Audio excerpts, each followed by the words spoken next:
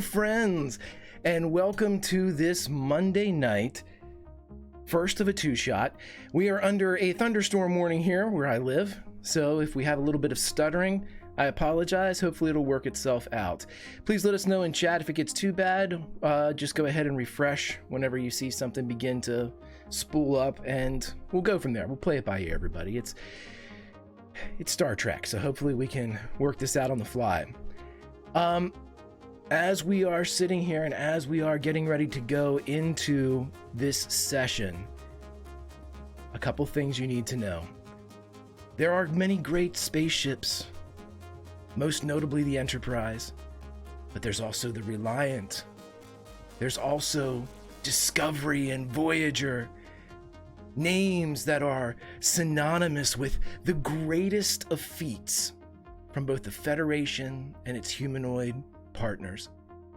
And as we delve into this particular story of Star Trek, we do not have one of those great ships' names emblazoned over the top of the dome or the dish of the ship.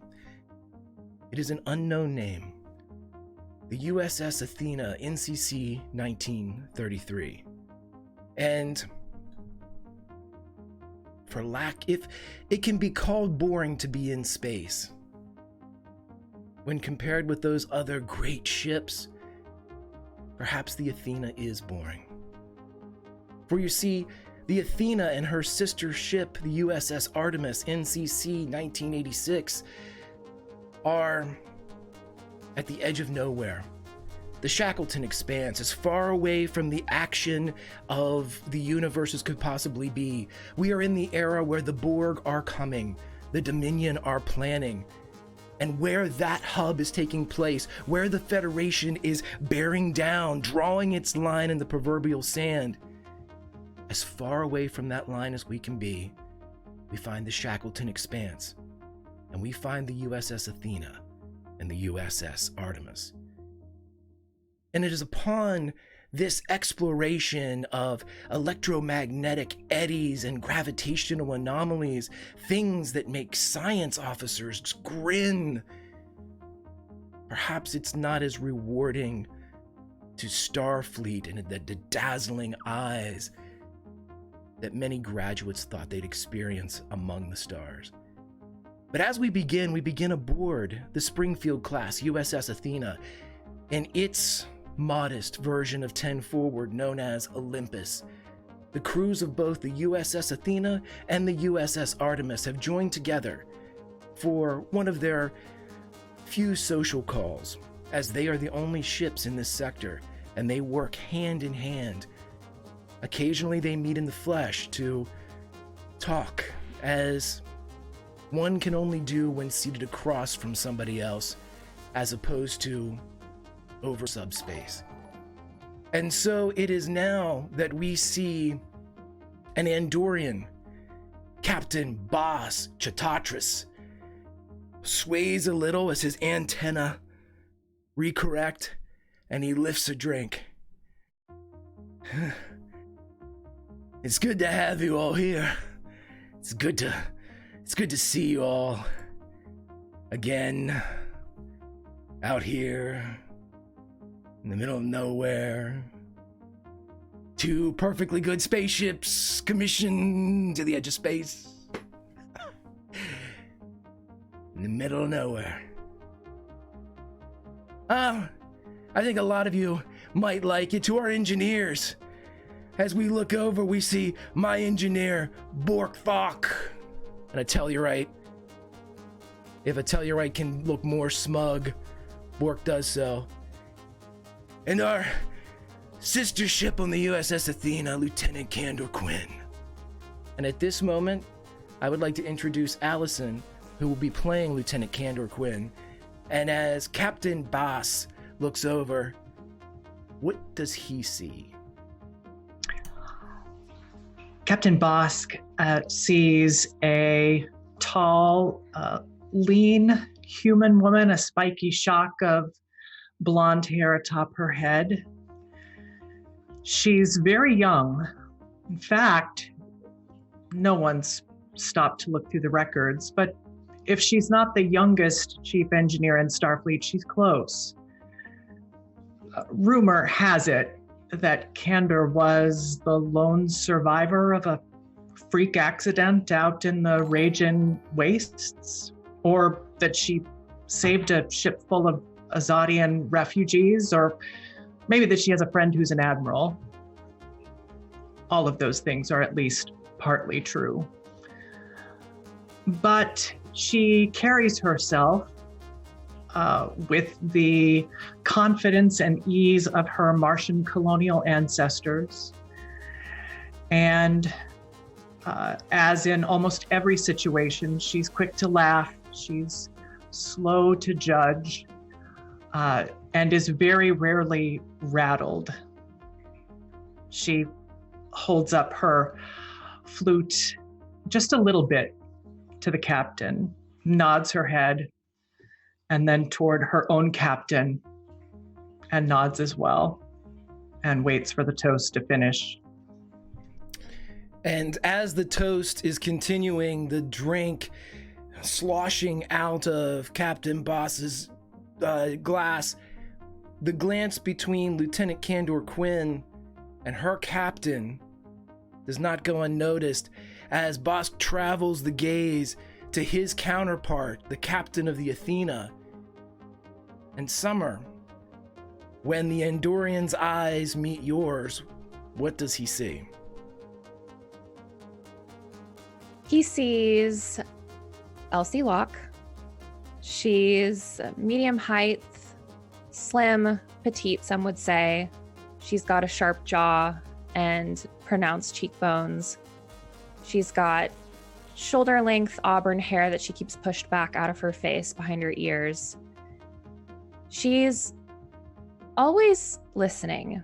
She's always sitting at attention, sitting up straight, like the way that her parents taught her to do.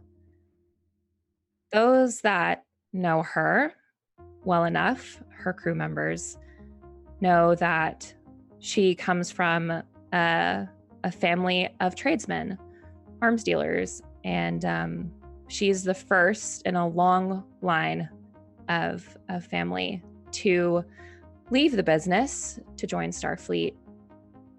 She is one of the very few people here without a drink.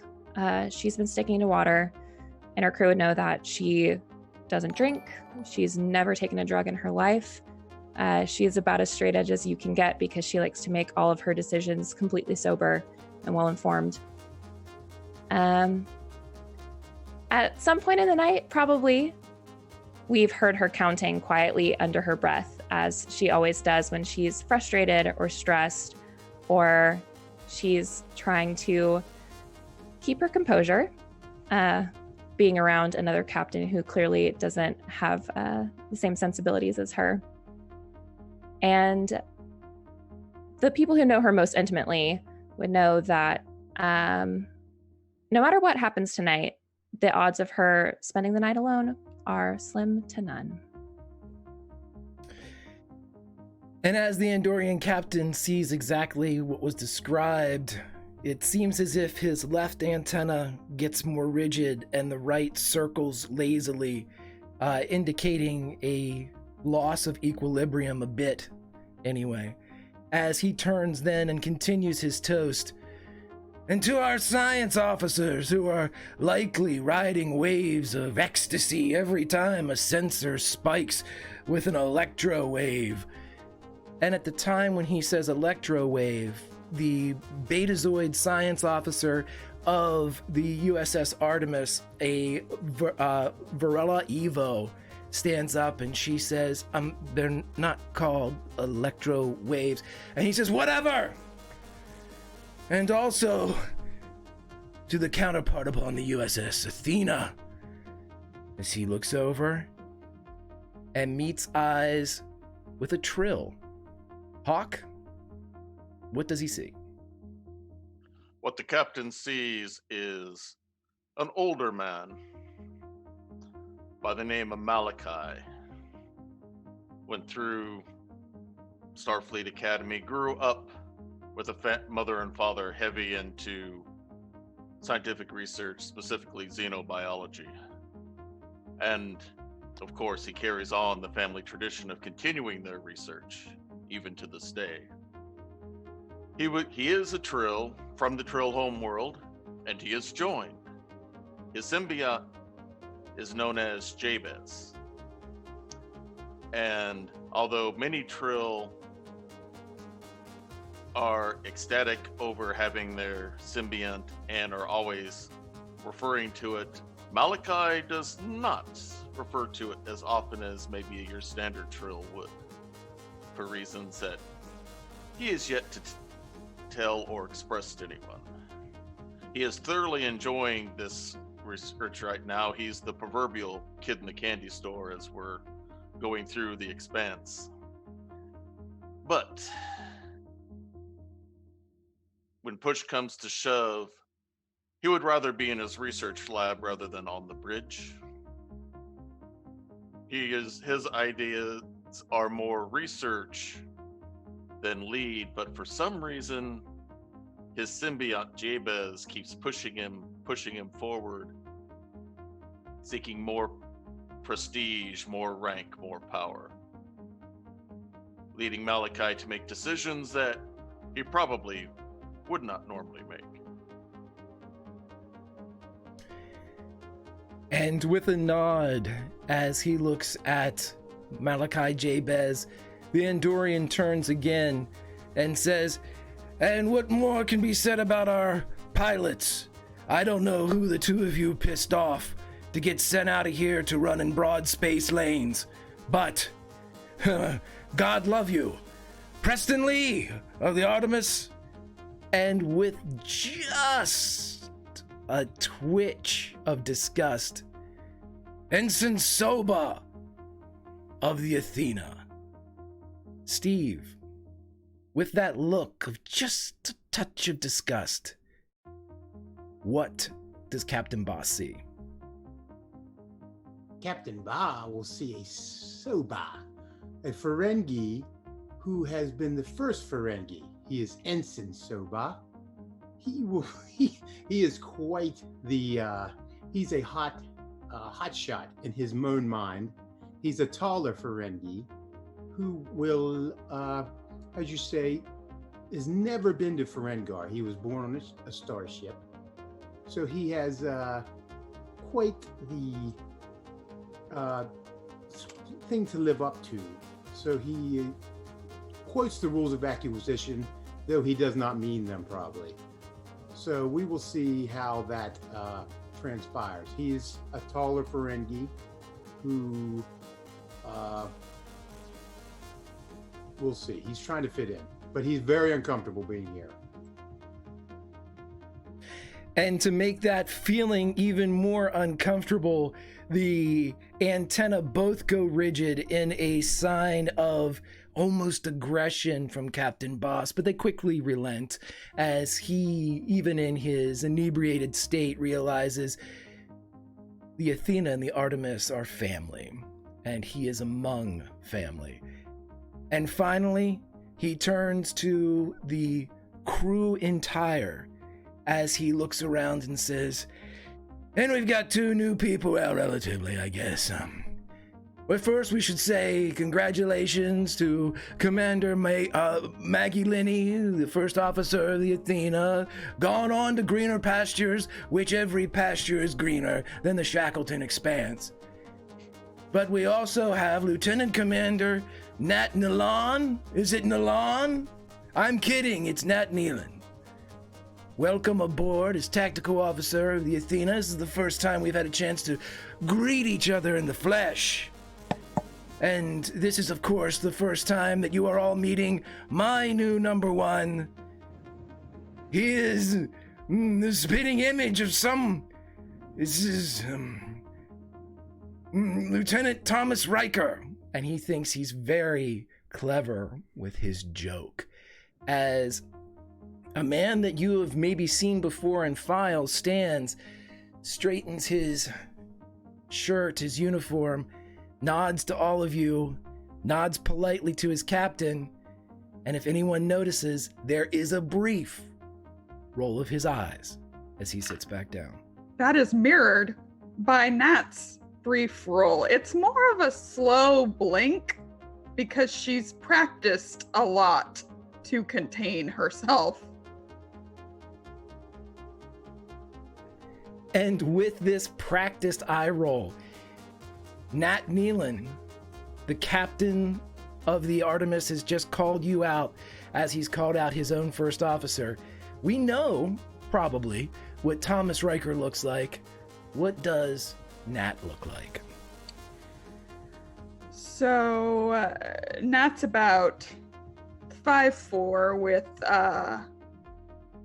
long brown waves. She mostly looks like a typical woman of Beta Z, where she's from. Petite, brown eyes, not too dissimilar from the science officer of the Artemis, but instead of a regular humanoid nose, she has a pig snout because she is half Tellarite. And despite her small frame, she definitely carries herself like a fighter. You can probably see a little bit of muscle through her uniform because for some reason they make these things very form-fitting. Who knows why? She does. She knows all the rules.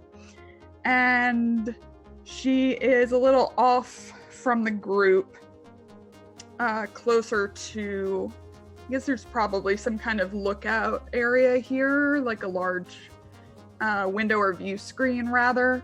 And that's where she's stuck to most of the night.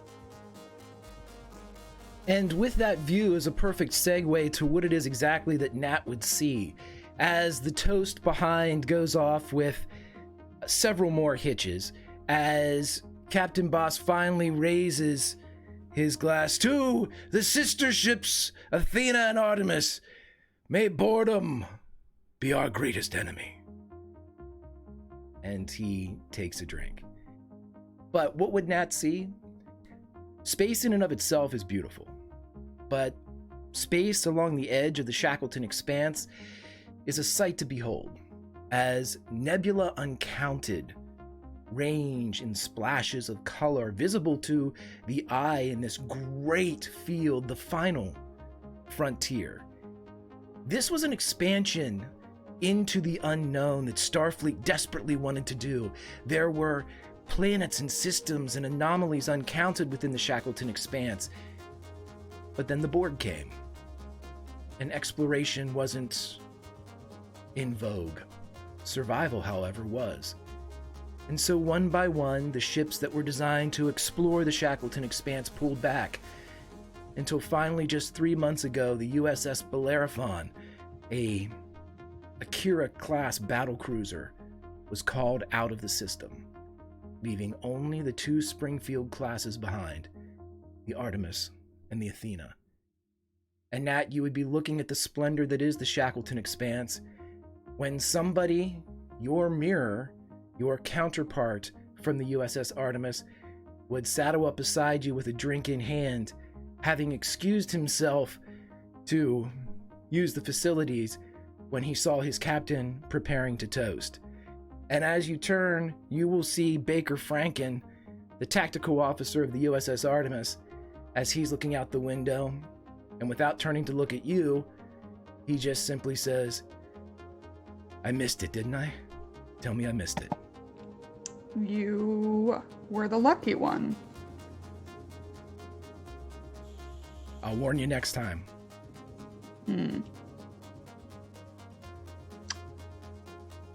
Is he usually in that state? No. He's usually an ass, but that's just him. Ooh, she almost smiled. You just see her snout twitch a little. Yeah. I have to admit, I'm supposed to hate you. You wouldn't be the first. I don't. I'm supposed to. Is that a rule? One that I was unaware of? Is it new? It's Try to keep up to date. Unspoken Starfleet rule. When assigned to the middle of nowhere, be the best in your field in the room, and then you show up.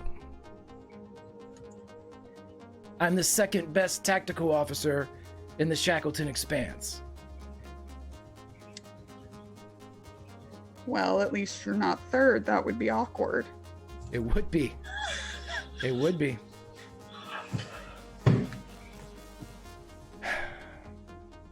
So, have you ever met a Riker? No. Do you know anything about this, like, etching of a Riker? This, like, Xerox copy Riker?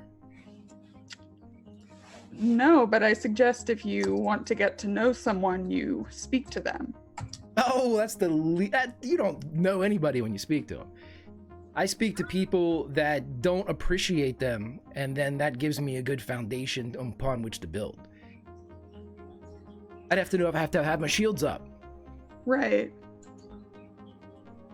It's interesting because I feel like I'm getting to know you very well through this conversation. I can see it. I can see you putting your shields up. I still don't hate you. I'm supposed to, but I don't.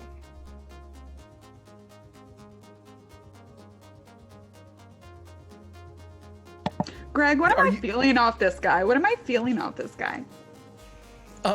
He is whipped arrogance. You obviously can't glean emotionally this off of him, but you would definitely figure out that he probably checked up on you somehow. He technically shouldn't be allowed to see your file, but you get an idea that the levels of arrogance and confidence that this person exudes, to have them muted as such, means that he's probably been proven, or your prowess has been proven by some factual basis. He's not going off hearsay. He saw this in Mount Rushmore somewhere, and he is not happy that he has to share space with you. It's like high school all over again. Okay. Are you holding a drink? Nope. He is, and he goes to kind of clink it, realizes you don't have anything, and says, "Alrighty." Heel turns and walks away. Another long, slow blink. It's at this point that we will look around at the groups, and I am going to place you initially, but you may move at any time. Pilots are with pilots right now. So Preston Lee, the pilot of the Artemis, and Ensign Soba are together, and the engineers and the science officers are off in the corner sitting down, having, much like the aforementioned high school, a bit of a sit-down sesh where they are who knows what. Now, you may move and do whatever you would like, but that is where everyone is, with Nat over by the window. And Captain, it's above my pay grade to place you anywhere. So wherever Elsie is, just let me know. And everyone, what would you like to do with your characters?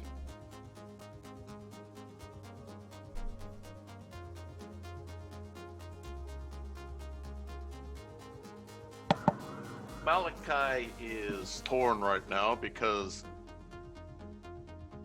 he wants to talk with the other science officer and the two engineers about all of our work, but something keeps wanting to pull him over towards where the rest of the more senior officers are, and he's having trouble focusing on the conversation going on.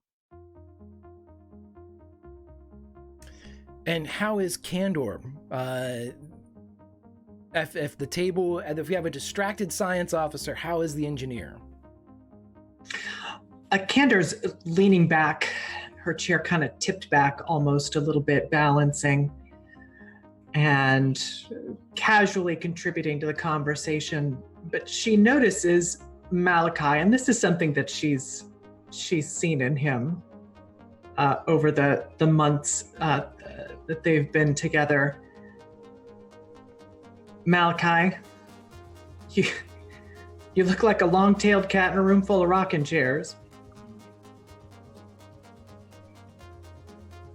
Sorry, just having trouble focusing with all of this hubbub going on around here. Yeah, we noticed.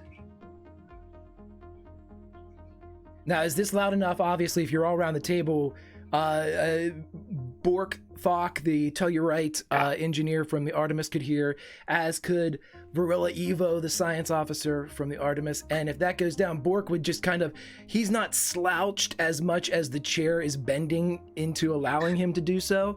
And he simply just says, "Lighten up." And anyone that knows Bork and a Tellurite would know that this is high humor.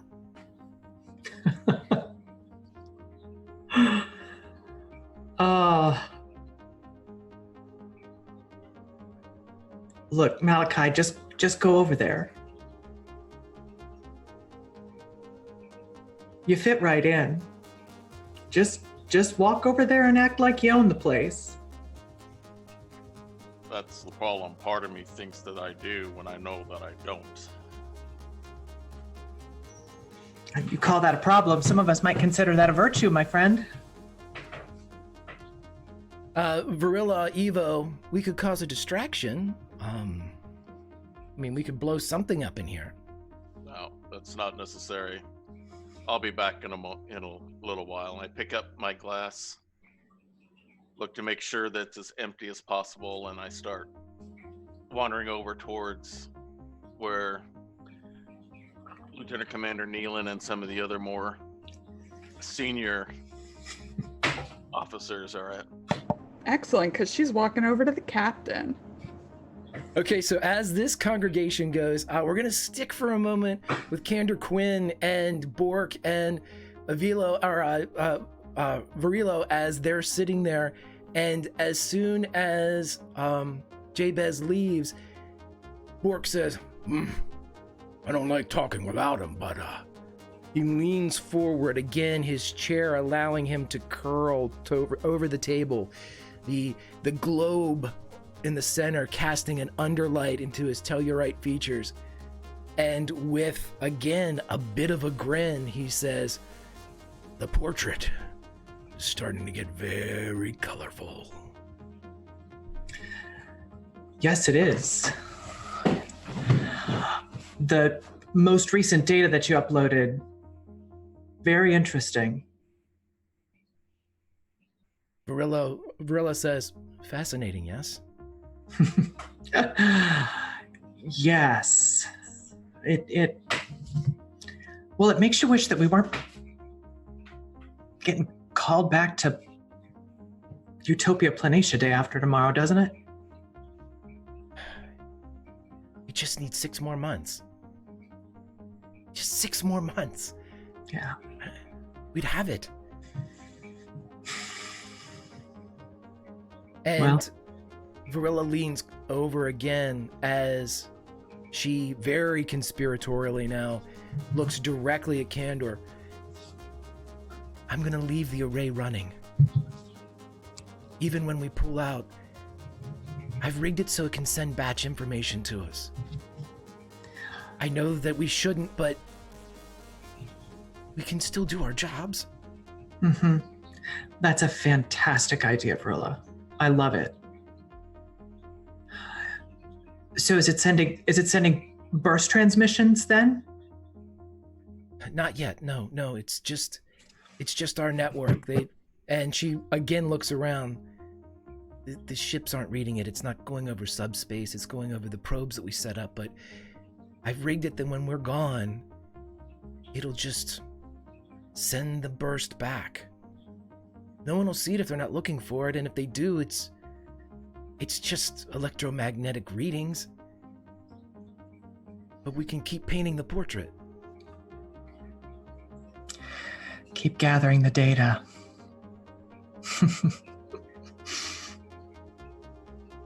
You're a lot of fun to work with, you know that? I'm gonna miss you too. And the Betazoid looks and smiles, and if you allow it, she puts her hand over yours. I'm gonna miss you too. And you've known her well enough to know that to this point, she's probably never lied to you. I will say this, Bork, my colleague and my friend, I will not miss that pungent musk that follows you everywhere you go. How do you manage to survive as a species? I fail to understand. Years of practice. At least. And even if Nat knows what to feel from, there is still an unwavering confidence coming from the Artemis engineer. This type of banter makes him feel even more at ease, as the ribbing is coming from a place of love, perhaps? But let's go over to the captain, Nat, and Jabez as they gather together here in Olympus. Drinks are flowing, the crews are mingling, but what are our three doing? So Nat doesn't notice Jabez approaching at first, so she strides up to the captain. What's the captain doing? Sipping her water. She's people watching, which you've seen her do many a time. She finds it very entertaining. Captain Locke. She kind of pulls her gaze over to you, Lieutenant Commander. Request permission to return to the bridge. May I ask why? My shift wasn't technically done. It feels remiss to be celebrating during a shift. Technically, I believe you're currently off duty, though. You wouldn't want to waste it, would you? I just like to stick to a schedule. She takes a long sip of her water. Why don't you sit down for a moment? Yes, ma'am. She sits, not looking comfortable at all, just like straight backed. So, what is it that you don't like about this particular party? I didn't say that, ma'am. No, I'm just guessing that that's what you mean. It's a perfectly acceptable gathering. Lieutenant Commander Nealon, how well would you say that you know your crew members? Say on a scale of 1 to 10. 5.6. And wouldn't you like to get to know them a little bit better before you say goodbye, potentially forever? Getting to know one's crew is Important. paramount to a well-functioning ship. So wouldn't you maybe like to stay for, say, 15 more minutes? Of course, ma'am. You could enjoy your drink and the conversation. Yes, ma'am. And if you're not having fun at the end of 15 minutes, then yes, I grant you permission to return to the bridge and finish out your shift. Thank you, ma'am. Of course. She stands up and looks for anybody that she wants to talk to. Just as you're standing up, a very tall, bearded man walks over, bearing the spitting image, if you will, of William Riker, as he indicates one of the chairs at the table of the captain. Captain, may I? And he indicates the chair. She nods. He pulls the chair out, and instead of sitting in the chair, he swings one leg over the back as he lowers his large frame, and he sets his drink down and looks up at Nat. I hope I didn't scare you off. Would you like to join us? I think she would. I would be delighted in that exact tone, and then sits. So to what do we owe this pleasure? I just would like to know who I'd be serving with, sister ships and all. Don't know much about the Expanse. I've been away for a while. Well, I'm sure the two of us are open books, aren't we? Mm-hmm. You get a reading of playfulness from Riker as his eyes turn to look at you, Nat. I've heard about you. I've heard about you.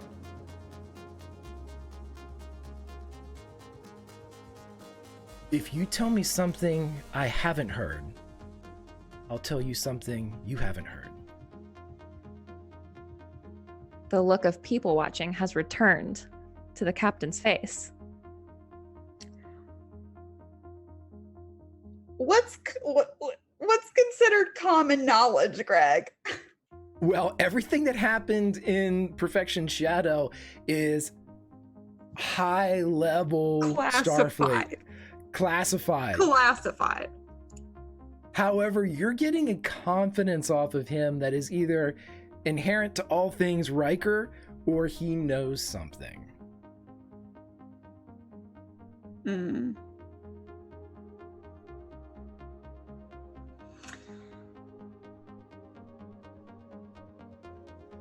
During a mission to escape capture, I once hung underneath a bridge with one arm before being transported off. Oh my. I did not know that. One arm. I feel that's the important detail. Oh, no. What was the other one doing? Holding my phaser, ma'am. Hmm.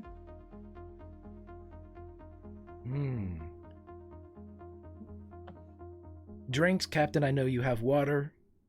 Nat, would you like a drink? She cocks her head at the casual use of her nickname. He is, he does not you'll outrank him, and he just said it.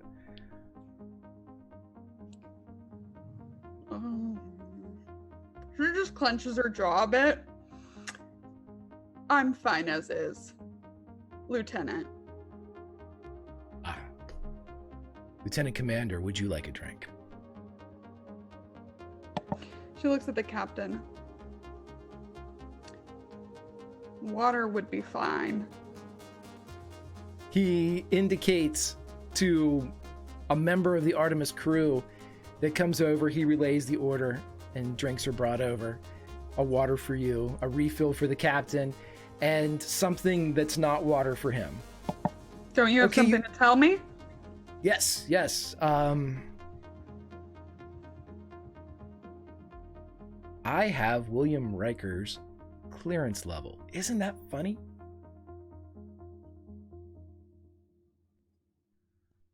I wouldn't say ha ha funny. I wouldn't either. I'd say it's peculiar, like a paperwork problem. That is what it seems like. Someone should probably correct it. I've reported it several times that we are in fact two different people, but it seems as if biometrics involved here, that it's difficult to kind of take care of the anomaly. It's nice, it kind of inundates me with reading, but it's a strange problem to have.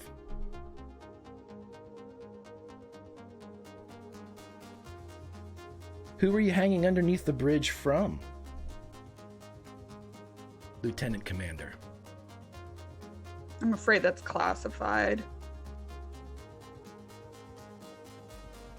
He widens his eyes a bit as he takes a drink, and as he's lowering it, you could swear that you hear him make with his voice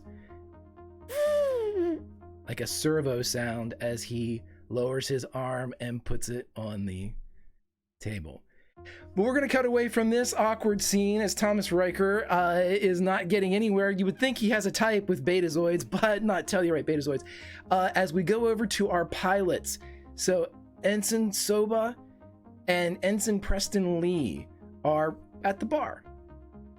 Steve, what's going on? Soba is probably trying to fit in, not very successful. So he is going to try to put on whatever little charm he can with Ensign Preston Lee. Yeah. Can I buy you a drink, Ensign? She looks over and leans in and says, "Of course." Is she inebriated? Nope. You would know that Preston Lee is... If there are two types of pilots in Starfleet. If you kind of had to put them into baskets, there is the technician, the surgeon, and then there's the gunslinger. And it'll remain to what Ensign Soba is, we'll learn, but we'll let everyone know that Preston Lee, she wields 2 6 guns. Well, because so does Soba. Oh, let me buy you a drink. I've been thinking. Maybe we could have a little shuttle race one day. Ensign. Oh. She puts on a pout. Are you feeling bad about yourself? Do you want to just lose and have to cry about it? And when we have a race, you lose? And she takes the drink and puts it in her mouth. And she looks up and she goes, how are we going to steal shuttles? We can't really requisition them to have a race, Soba. Yeah, so you can lose. This is true. This is true. However, I would like to maybe have a proposition one day. Maybe we could do a simulator. We do have a hollow suite, and it is very, and he kind of like, very attuned to our any kind of simulation we could do.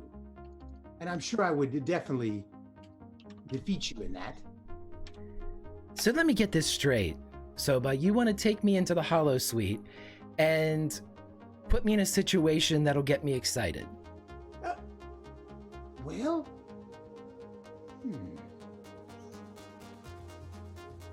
what is the profit in that?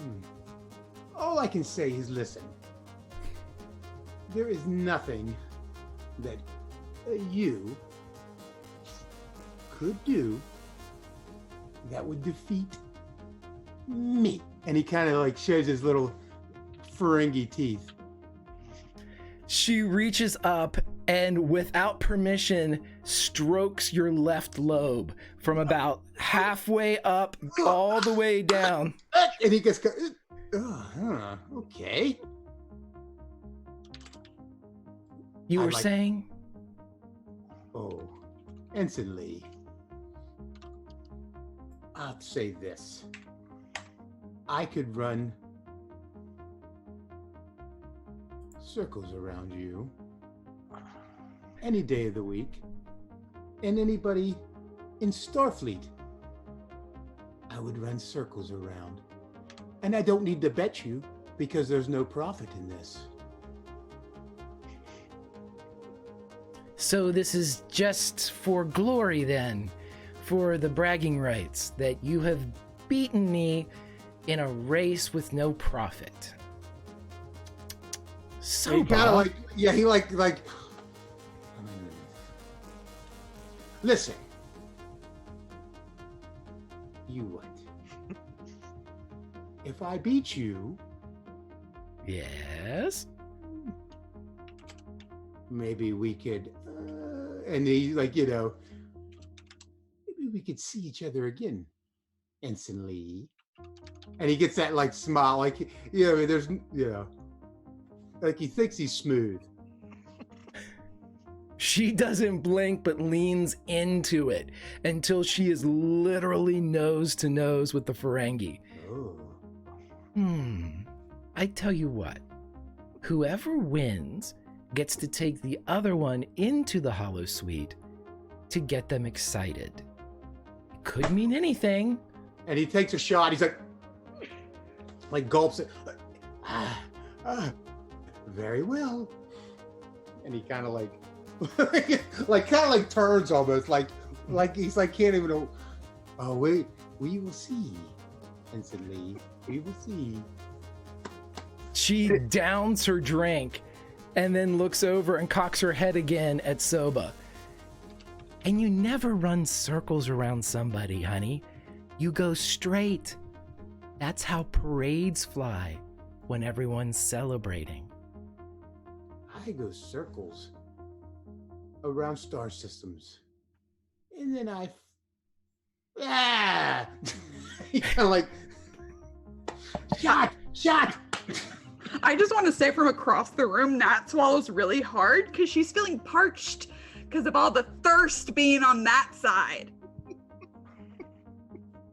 As Preston would then throw her arm around the Ferengi as they could devolve into drinking, because they are self-proclaimed gunslingers, and they are the pilots of both the Artemis and the Athena, respectively. And so, though fighter jocks are not supposed to exist anymore, I dare say two do. Let's go back to our engineering and science division as they're talking about fun stuff. What are you guys over there talking about? And Jabez, what are you doing? Have you made your move, or are you in the middle? Are you in no man's land, no Trill land? In the process of walking over, I see this Thomas Riker sitting down, and I pause for a moment thinking, I'm no match for this. I'm an imposter over there. And then all of a sudden I feel a tingle in the back of my head that says, Malachi, this man is no match for you. And I continue forward and go to the table, nod to the captain. May I join you? The more the merrier. And I pull up a chair and I do the full Riker with the other leg as I sit down. The opposite leg that he uses. What is it? The Riker eyebrow goes sky high.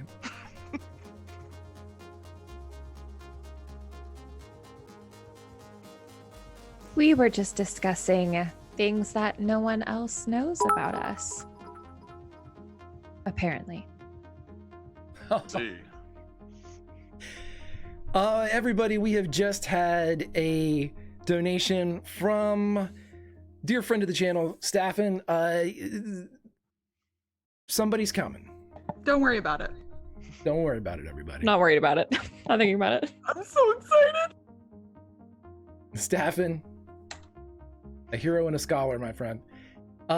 With that, Riker will lean up a little bit and extend the hand.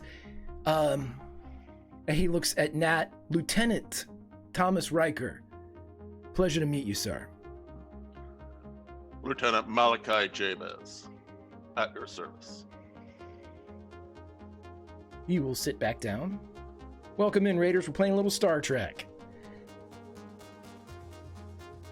And Tom just leans back in his chair and crosses one long leg over the other, but his eyes seldom leave Nat.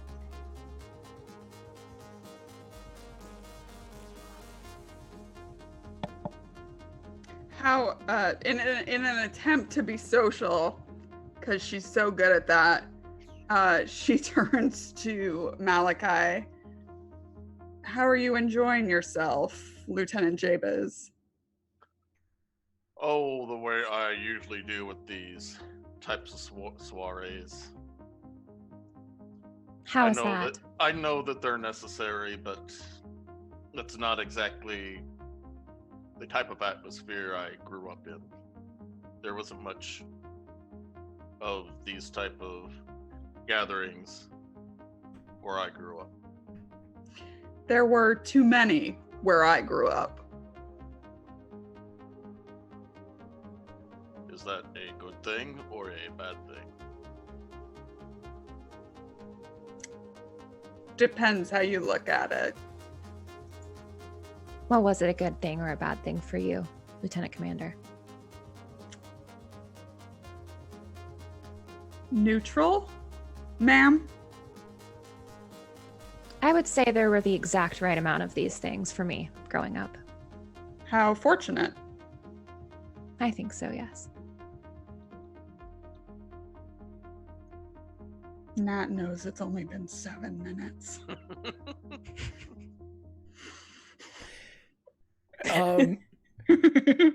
Yeah, so does Elsie. Keeping an eye on the clock.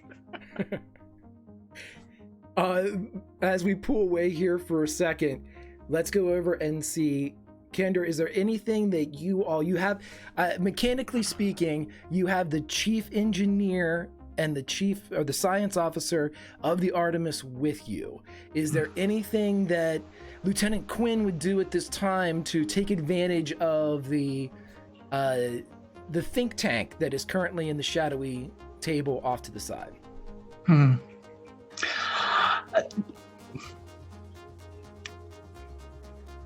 I probably should, but I probably don't.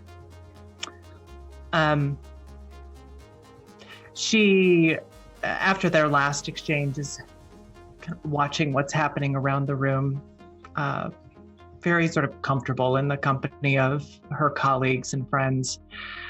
She sees this mass of awkwardness and trouble clustering around her captain. And not long after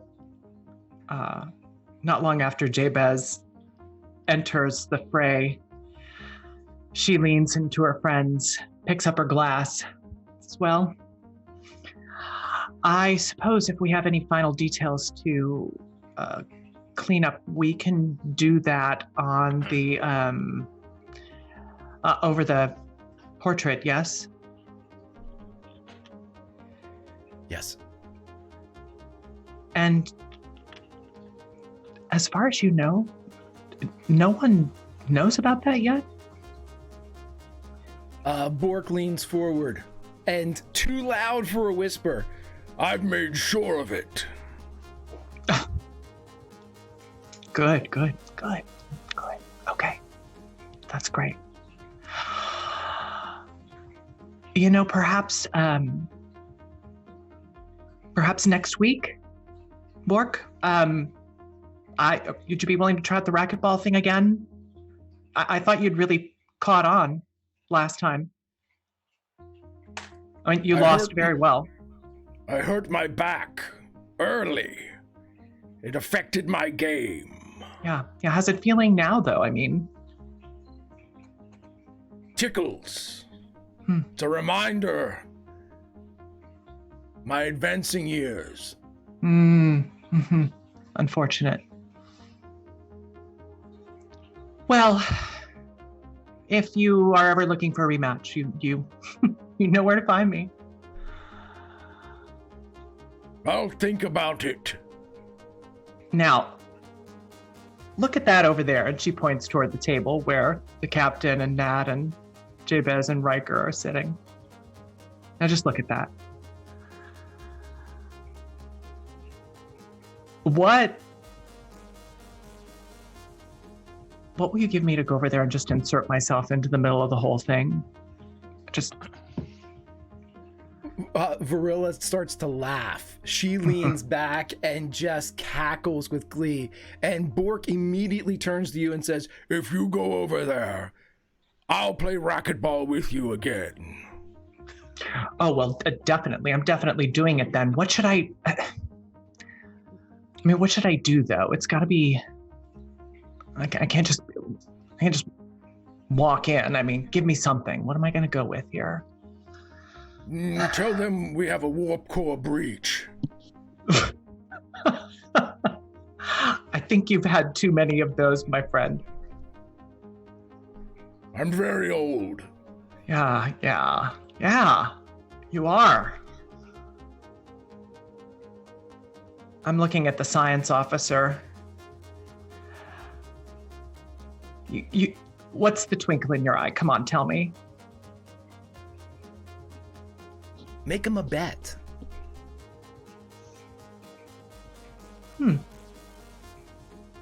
There's not much to do out here but collect data. That's the mission. Mm-hmm. But maybe if we made it worth their while,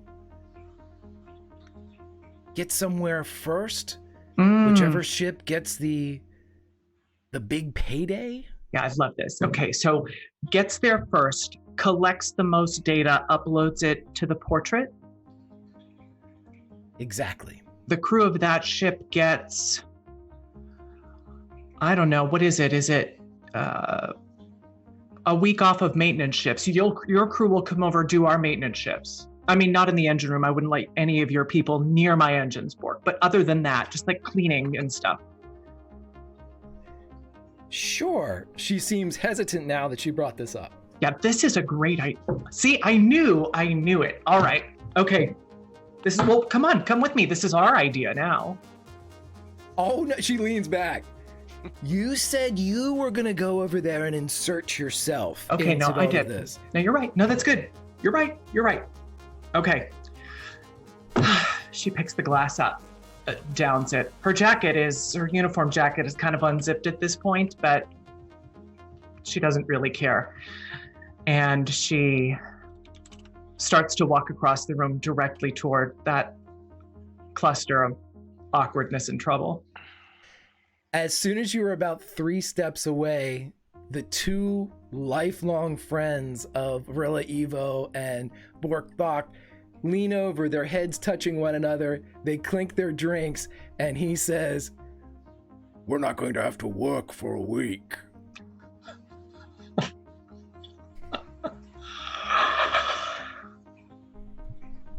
So I'm strolling over toward the captain's table.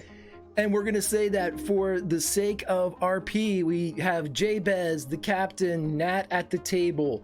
And this is close enough to the bar where Soba can also hear what's going on. So for the first time in this little gathering, everybody is within earshot here in Olympus as our time in the lounge draws close. You'd say we might have 9 minutes left. Mm-hmm. As I walk up to the table, Captain. Lieutenant Quinn, just the person I was hoping to see. Oh, really? I'm looking around the table at the others with a bit of mock, sort of fear at that. I'm sorry, ma'am. Straighten up my jacket a little bit. Do you have a moment? I do. Of course, I always have a moment for you, Captain. I had a bit of an announcement I thought I might make, but you're the captain. My time's your time. Oh, by all means, if you have an announcement, please make it. Oh, thank you. Is that your dessert fork? Could I borrow that, please? Of course. Hands over. I pick up her dessert fork and clink it against my empty champagne flute. Attention all hands, this is your chief engineer speaking. And as the room hushes down a bit, I have a bit of a proposal that I'd like to offer. We are making one of our data collection runs here over the next couple of days. Normally, of course, we would do that as sister ships do, arm in arm, metaphorically, but this time, I propose a race. I look over at Ensign Soba. Yeah, he kind of like grins his little gritty teeth. We'll race to the waypoint, begin gathering data. Of course, we're all uploading data to the portrait, so we'll have immediate access. Whoever can reach the waypoint first and upload the most data in 1 standard hour, that crew and that ship will be declared the winner. The other crew will then, for the week that follows, take over all of the mandatory maintenance ships on the winning ship, with the exception of the engines, Bork. Like I said, your people are not coming anywhere near my girl's engines. Vice versa. This will be an embarrassment. Oh, Yes, it will, Ensign. Yes, it will. So those are, that's the mission. Those are the stakes. Captain, she says, looking at the captain of the Artemis. The Andorian pops up from behind the bar where he has 2 bottles in either hand. His antennae are now just rigid, arrow straight. I love it! I love it! I And knew his you eyes, would. his eyes go to Captain Locke. Do you love it? I do. We both love it! And he goes back behind the bar. You're not sure what he's doing, but Glad somebody loves it. let us take money. It's a little fun, Lieutenant. So across the room, right before we are ready to leave Olympus, we would see Bork and Varilla as they again look at each other side-eye and clink their glasses together, seeming to already think they've won. And we go over to the bar where Preston Lee looks over at Soba, smiles, leans in against her counterpart, and says, "Screw the shuttles. We're racing the ships." And then we go Yeah, he goes. we go back to the table, and Riker has a huge grin on his face where he says, "Oh, I'm in the right place. I'm in the right place." Be nice for It- you. He winks at you. I'm sorry, Lieutenant Riker. I hate to. This seems. Did you just wink at her? Did I? I think the lieutenant may have had something in his eye. He must have. Jeej, Soba has very big ears and can hear a lot, and he's definitely listening to everything that is going on at the senior table. You want me to make an insight check? Nope, you hear it all. Okay. Your ears are You- so big. Yes, you have natural gifts that do not require a roll. So as we leave this area of Olympus from the Athena and we pull out of this area, we are going to go to the next day. For the first time, we are going to find ourselves on the bridge of the USS Athena. The Artemis crew has returned to their sister ship as we are, let me get this. We find ourselves on the bridge of the USS Athena. It is a Springfield class. So if you're familiar with the chair is still in the center as it always is. But instead of a standing tactical station behind, we have seated in front of the command chair Ensign Soba and Lieutenant Commander Nat Nealon at tactical in a side-by-side. Surrounding in the horseshoe, we have the science station, which is manned by Lieutenant Jabez. And then I am going to assume that our chief engineer is down in main engineering. Absolutely. Okay. It's a big difference. Some people choose to engineer from not main engineering, which is sad.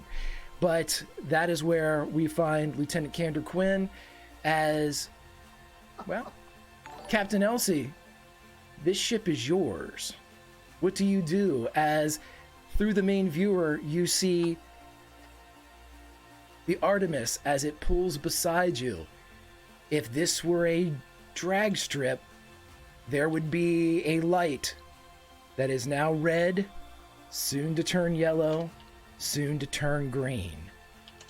What do you do? Well, if this is a race, we're going to win. Absolutely. Very competitive over here. So, full speed ahead. Okay. Aye, aye, Captain.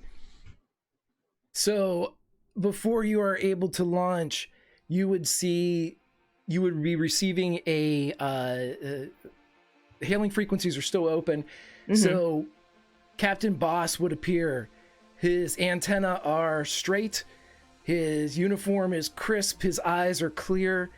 The Captain Boss that you know and love. Captain, are you ready for today's adventure? Are you ready, Captain? Oh, this day puts to shame all of the others just for anticipation alone. The Artemis is ready to win. I hope you're ready to clean. No, I don't think that we'll be doing the cleaning. With all due respect. With all due respect, I do believe you will. He looks up. 30 seconds. Ship standard time. Sounds good to me. Good hunting, Captain. She just nods. With a smile. The screen returns back to a star field with the splash of the Shackleton Expanse's nebula off to the right.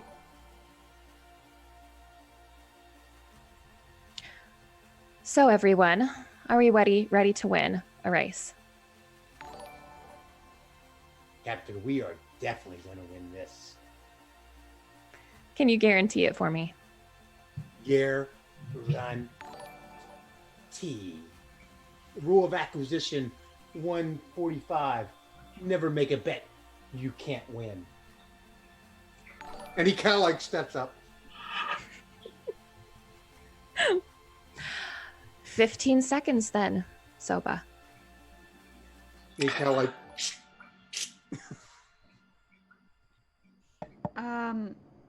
Is there anything we can do to prepare? Like, I don't know if there's any kind of debris or anything in the way out here.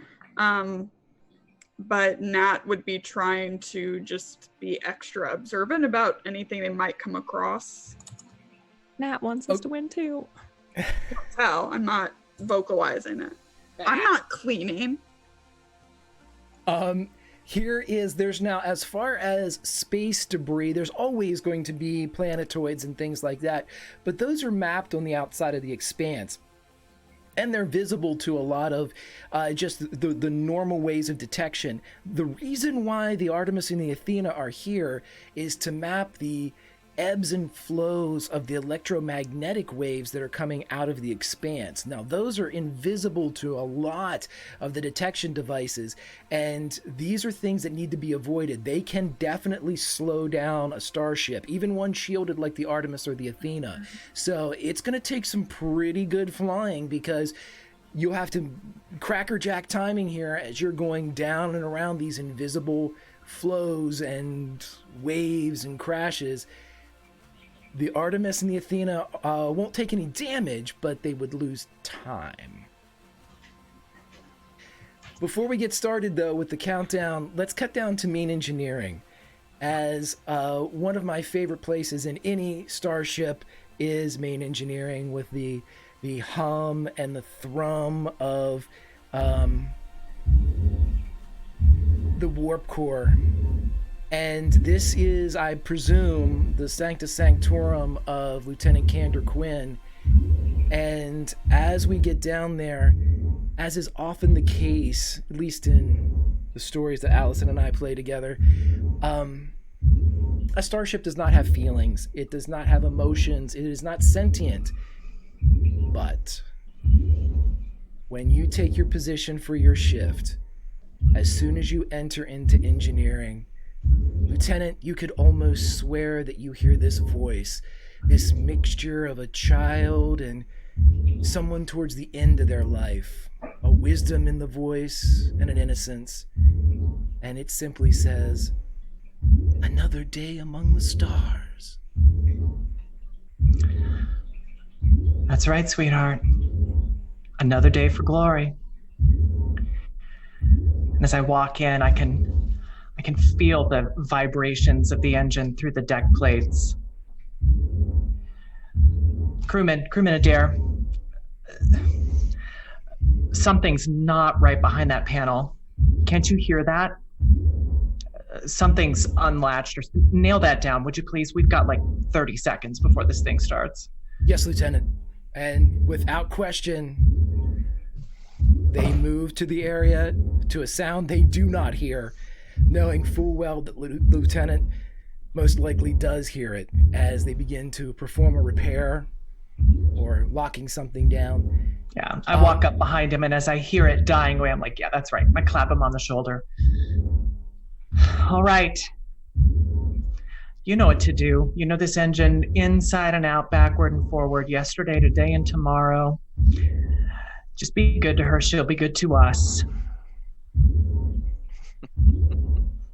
Okay, as we are counting down, here's what I am going to ask as we do our first rolls of the session.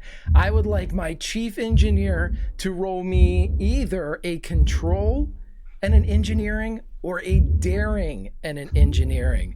I would like my pilot to roll me either a control and con or a daring and con. Obviously, the daring carries more connotations of risk, so take those for what it will as you guys get your... Oh, we have 4 momentum in the bank. We have 4 momentum in the bank, everybody. Yeah, I'm not even gonna use momentum because I don't need it, and I don't feel like this is a bet. I'm not using momentum. I'm just gonna go straight struggle. Yeah, I'm less familiar with the system, to snap out for just a second here. And I want to do whatever it takes to get the head start and get us moving here.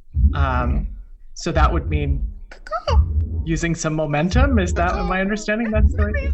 Yes. Yeah. You can absolutely use some momentum. In fact, if you spend 1, you get an additional die to roll. So instead of 2d20, you'll be rolling 3d20. Yeah. If you spend 3 momentum, you can actually get a second die. So you'd be rolling 4d20. You do not have enough to max out at an additional 3d20, but yes, Soba. Yes. Can I ask a question? I want to use my focus. Is I have games of chance. I have Starship Tactics. I have Flying Bee. I want to use something that's good. I don't want to use momentum. You can let Allie use that. I want to use something that's going to enhance. Yes, one of those focuses will definitely come into play. So whenever you go through it, select yes as an applicable focus. Gotcha. That's what I wanted. Yeah. So I will. Did you say if I use 2 momentum, I can get an additional die here? If you spend 1 momentum, you can get an additional die, and then the cost goes up. For the second, it's 2, and then so that would be if you spent 3 momentum, you could get 2 extra dice. But if you spend, Okay. So I'm going to spend just 1 here. Okay. So that's 3d20 that I'm rolling, and then I will. Can I add a? Yeah. So I have bold engineering, which allows me to add to threat to re-roll a single d20. Do I have to declare that in advance? I'll just use that, Allie. You can use it after you roll. I don't mind taking threat at all. So after you roll, you can pay me some if you need it. Okay, cool. So I'll roll with the 3d20 then. 3d20, and do you have an applicable focus? Yeah, absolutely. So propulsion systems, warp and impulse. There you go. That's it. Here it comes. Holy shit. We just burned them up. Yeah. Impressive. Okay. So as you are there and as we go back up to the bridge, we will leave main engineering as that same voice, another day among the stars, as the engines hit full throttle, that same innocent, wise voice says, "Oh my," as the USS Athena explodes out of the starting block, and you go to warp, and the last sensor reading, Jabez, that you would receive is that Artemis has not gone to warp yet, as you all launch immediately with crackerjack timing off of this. Now, because you have an additional, let's see, Allie has an additional 2 for momentum, and you hit your target, Soba. Those 2 momentum you can bank, or you can spend them to create an advantage for the Artemis, which means, or for the Athena, which means you're going to have something go wrong on the Artemis. But I want to bank them. But You- I'll let, you don't- I'll let Allie make that decision. I'm gonna. Yeah. I'd use no momentum, so I'll let her make that decision. Spend them because they go away after this. Oh, no, I'm totally spending them. Yeah, that's true. I forgot that. Yes. Okay, then yeah, boom, use them. Yeah. I completely forgot that we lose them every certain. Yeah. Got it. Captain, I believe as they used to say on Earth, we have the whole shot. Soba turns around and winks at Lieutenant Commander Neela. She's impressed. And he sheds his teeth. She nods. As the warp field engages and as Athena rockets off into the unknown, give me, let's see, I would like from, give me a control and give me a science from Jabez as you are reading the sensors for Athena. And you can also use Athena if you would like to as well with a sensors and science roll. All right, I can go ahead and do that. So control, oh, hang on. Let me get to screen where I can see it. Control science. Please, yes. Okay. Dice pool with just 1 or 2? 2. 2d20. And do you have an applicable focus? Let's see. Botany, xenobiology, anthropology. It doesn't look like it, no. Okay, so keep it no and go ahead and roll for me. Okay. Nice, you have already hit your target, so if you want to go ahead and roll with the ship, you can to see if you generate some momentum. Roll with the Athena, roll some sensors and science for me. Sensors and science.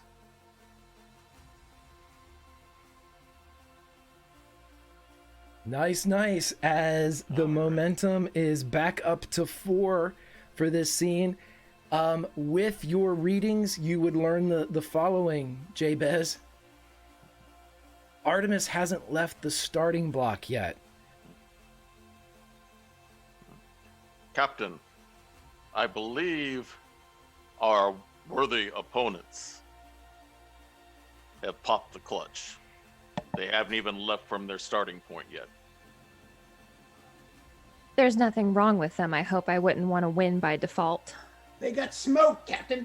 Nothing that my sensors can detect at this time. I'm hearing this over the ship to ship or over the intercoms, and I'm like, Captain, I swear I didn't do it. I swear I didn't do anything. I have full faith in you, Lieutenant Quinn. Well, if we're going to win by this much, we might as well go ahead and knock it out of the park. Aye, Captain. If Neela could hear like Soba like like almost like laughing under his breath. As the Athena blisters through space, and you pop into Impulse, you see the way marker ahead, and this section that requires sensor and data collection is splayed out before you. Captain, the chair is yours. It is daily chores, but with a great prize at stake. You seem to have a sizable lead. Lieutenant Commander Neelan, Yes, ma'am. you seem to be having private thoughts. I wish you'd share them with us.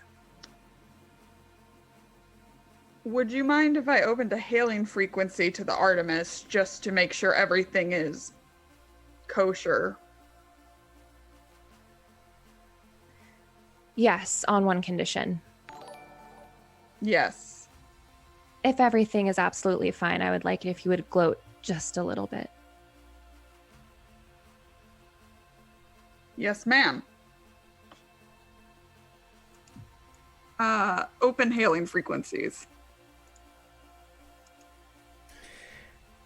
I tell you what, go ahead and roll with the Athena for me. You can go ahead and roll yourself, but also roll with Athena. Do me a control and con, and do me a comms and con for the Athena, please. Okay, I'm going to use 1 point of momentum for an additional die because it's not my super area of expertise. And we lost Soba, everybody, but we're just going to go ahead and job. We're fine. Right. 2 successes for Nat, and it was comms and con Yes, please. for the ship. Okay.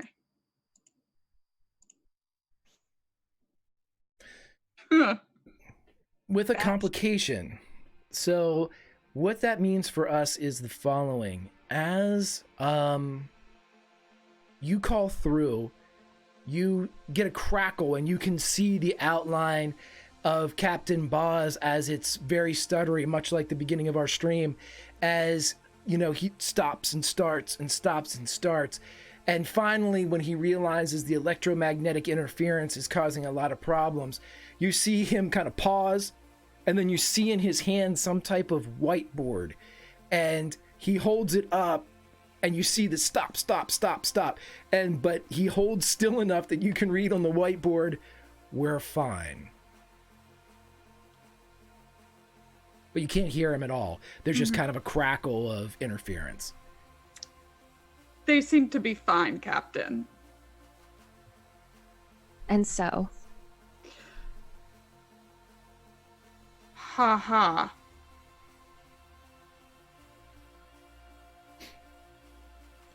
she's looking at you expectantly like that was not good enough. And since Soba flew very well, it's refreshing to be on a ship that isn't tilted.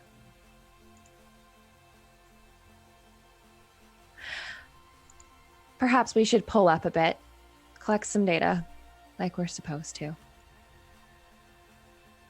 She'd be saying this to Soba. Were he here? And Soba will do just that. As Soba pulls you into the correct pattern, you are all there. It's time for sensor data collection. Captain, it is your call. What would you like to do? Yeah, since we have a pretty sizable head start, and apparently they have not even left the station, we have plenty of time. We could spare a couple minutes to start doing some data collection. She would get in touch, or she would say, "Lieutenant Jabez." Yes, Captain. I believe that we have some time to spare if we would like to do a bit of data collection and addressing Quinn as well. Is everything good down there, Lieutenant Quinn? She's purring like a kitten, Captain. How much time do we think we have before we would need to leave again, if they were to leave their starting point at this exact moment? Captain, if I know Bork, he'll have that ship out here anytime. I think I don't know that we have a whole lot of time to spare. Say 3 minutes? Oh yeah. I think we can do that. The bet was an hour, right? We've got whoever can gather the most data in an hour. Yes, I believe that was it. Captain, if I may, Of course. from my symbiont's knowledge from past hosts, there might be a way if I take the multi-beaming automodulator and reverse its polarity with the sub-emissive transmuter, we might be able to increase the yield of our data at a rate that would far exceed anything the Athena might do. Well, Lieutenant, I'm going to trust your opinion. Thank you, Captain. And I proceed to do so. Okay, so as this is in play, what I would like to happen here is I will make the captain can make this decision. Jabez, you're up. You're going to be rolling a reason and a science. I believe are you using your testing a theory on this, or yes, are you? Very much so. Okay, so reason and science. No applicable focus for you. 2d20, no applicable focus, and then you can use your sensor and science for the Athena. You're looking for 2 total successes. Anything above that, you earn double momentum. So Sensor and science. So do I have applicable focus on either? no, not on this one. Okay. All right. 1 success, and then let's see, that's at 3 total successes. 3 successes, Captain. Fantastic. So you only needed 2. So your last one gains you double because you're using testing a theory. You get 2. Actually, no, you're not using a focus for this. So you get 1 momentum for that. Okay, great. And then, Captain, here's your choice. To aid Jabez, who has to use the sensors, you can either have engineering boost power to the sensors, or you can have your pilot position the Athena for maximum capture, pointing in the right direction, using thrusts and everything to get the main dish in line with the most. 2 different approaches to it. I'm really liking Allie's luck tonight. So if we could keep that rolling and boost power from the engines to the sensors. Captain, we've got some power to spare. Here's a crazy idea, and that's something that the captain's heard hundreds of times from Candor. Here's a crazy idea, though. I think we've got 5 probes up in the dorsal pod from the probe factory. If we could get the right spread of probes out there, and maybe with Lieutenant Nealon's help for launching them out into the Expanse, we could maybe quintuple the amount of data that we're gathering. Well, Lieutenant Quinn, you know I love crazy ideas. Lieutenant Commander Nealon, would you be up for the task? Of course, ma'am. Let's make it happen. Lieutenant Commander, do you want to meet me in the pod and we can work from there?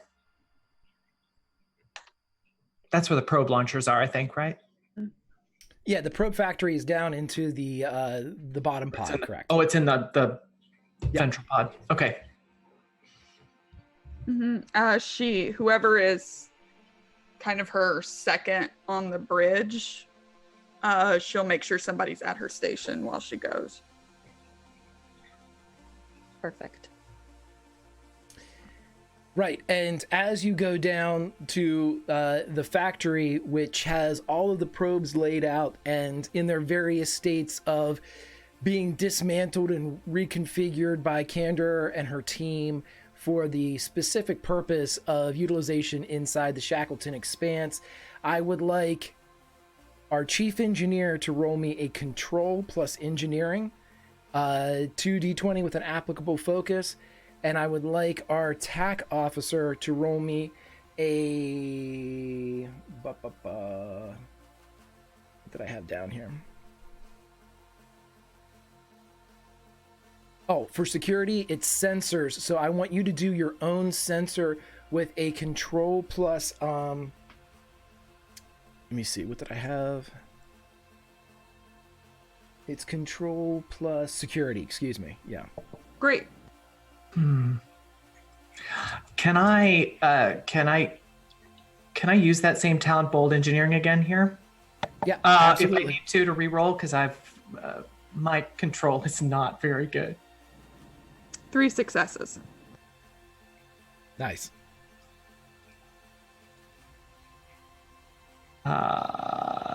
Sorry. Oh, take your time, take your time. There we go. It's like 3. Yep, as the perfectly executed crew of the USS Athena is hitting it out of the park with pinpoint precision, the data begins to stream in from the probe array as first one, the second, third, fourth fires off, immediately netting the area and dragging in the data. However, it's that fifth probe that launches out that doesn't collect any data because instead of traveling into the Expanse, it travels instead against something else.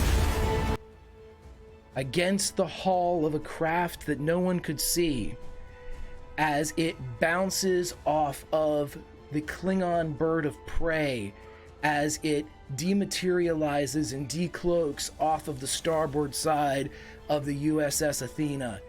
It carries a house that is not banded with the Chancellor, and it fires on the Athena.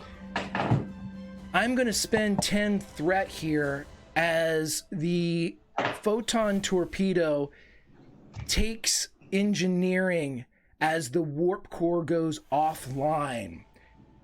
There is an absolute ripple through the entire base structure of this craft.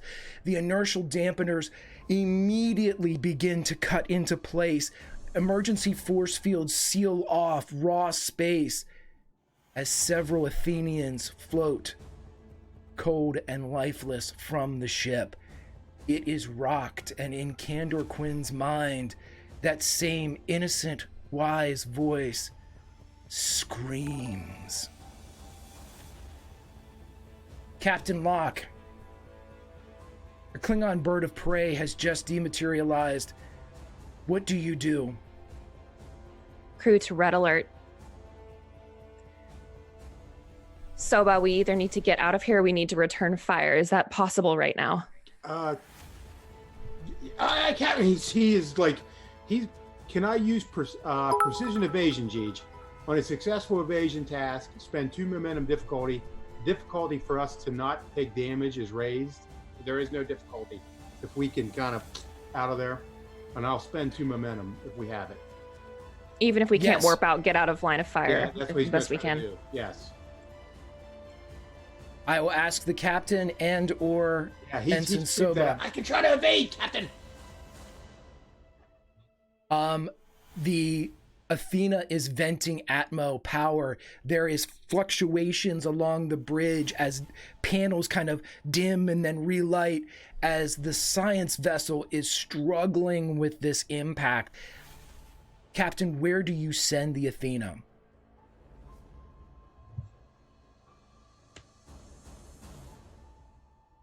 Oh, God. If we can get back to the Artemis for backup, if they're still at the starting point, Soba, if we can get anywhere close to the USS Artemis, Soba's already putting it in. Yes, Captain, I'll get him right there next to us, I promise. if we can hail them, our connection was spotty at best, but if we could get in touch with them and let them know what's coming. Jabez, you would know that with the electromagnetic interference, subspace is not working. Subspace is not working. Captain, with all of this magnetic interference, subspace communications would not work. It's not going to get through. May I make a recommendation? Yes, of course. If they're not damaged from the shot we took. If we can take the warp circuits, use beaming containment to augment the signal, we can get signals across through other wavelengths. By all means, do everything in our power to try and get a message through. We don't want to catch them by surprise. Will do, Captain. Soba, as I'm going you turn... to augment things as best I can. Okay. As you begin to do that, I'm going to need another control and science from you as you try to get the sensors to you're doing science on the fly here in electromagnetic storm. Is this a swift task? But when you go to turn the Athena, you are at best full impulse. You cannot go to warp. The warp core is offline. Can I use a focus of Starship Tactics? Absolutely, yes. Okay. And you said science? No, when you're using that, I want control or daring and con from you. Okay. Let me get out of there. And we have 4 momentum still, correct? You do. I'm going to use 2 momentum to for evasive action too. That if they counterattack on us, the difficulty stays the same. If that's possible. Absolutely, yep. And just so you all know, you all have an extra reroll courtesy of Staffen. So I'm gonna re-roll. Make sure that if something goes bad, you can make it go better. I'm gonna re-roll. Already coming into play.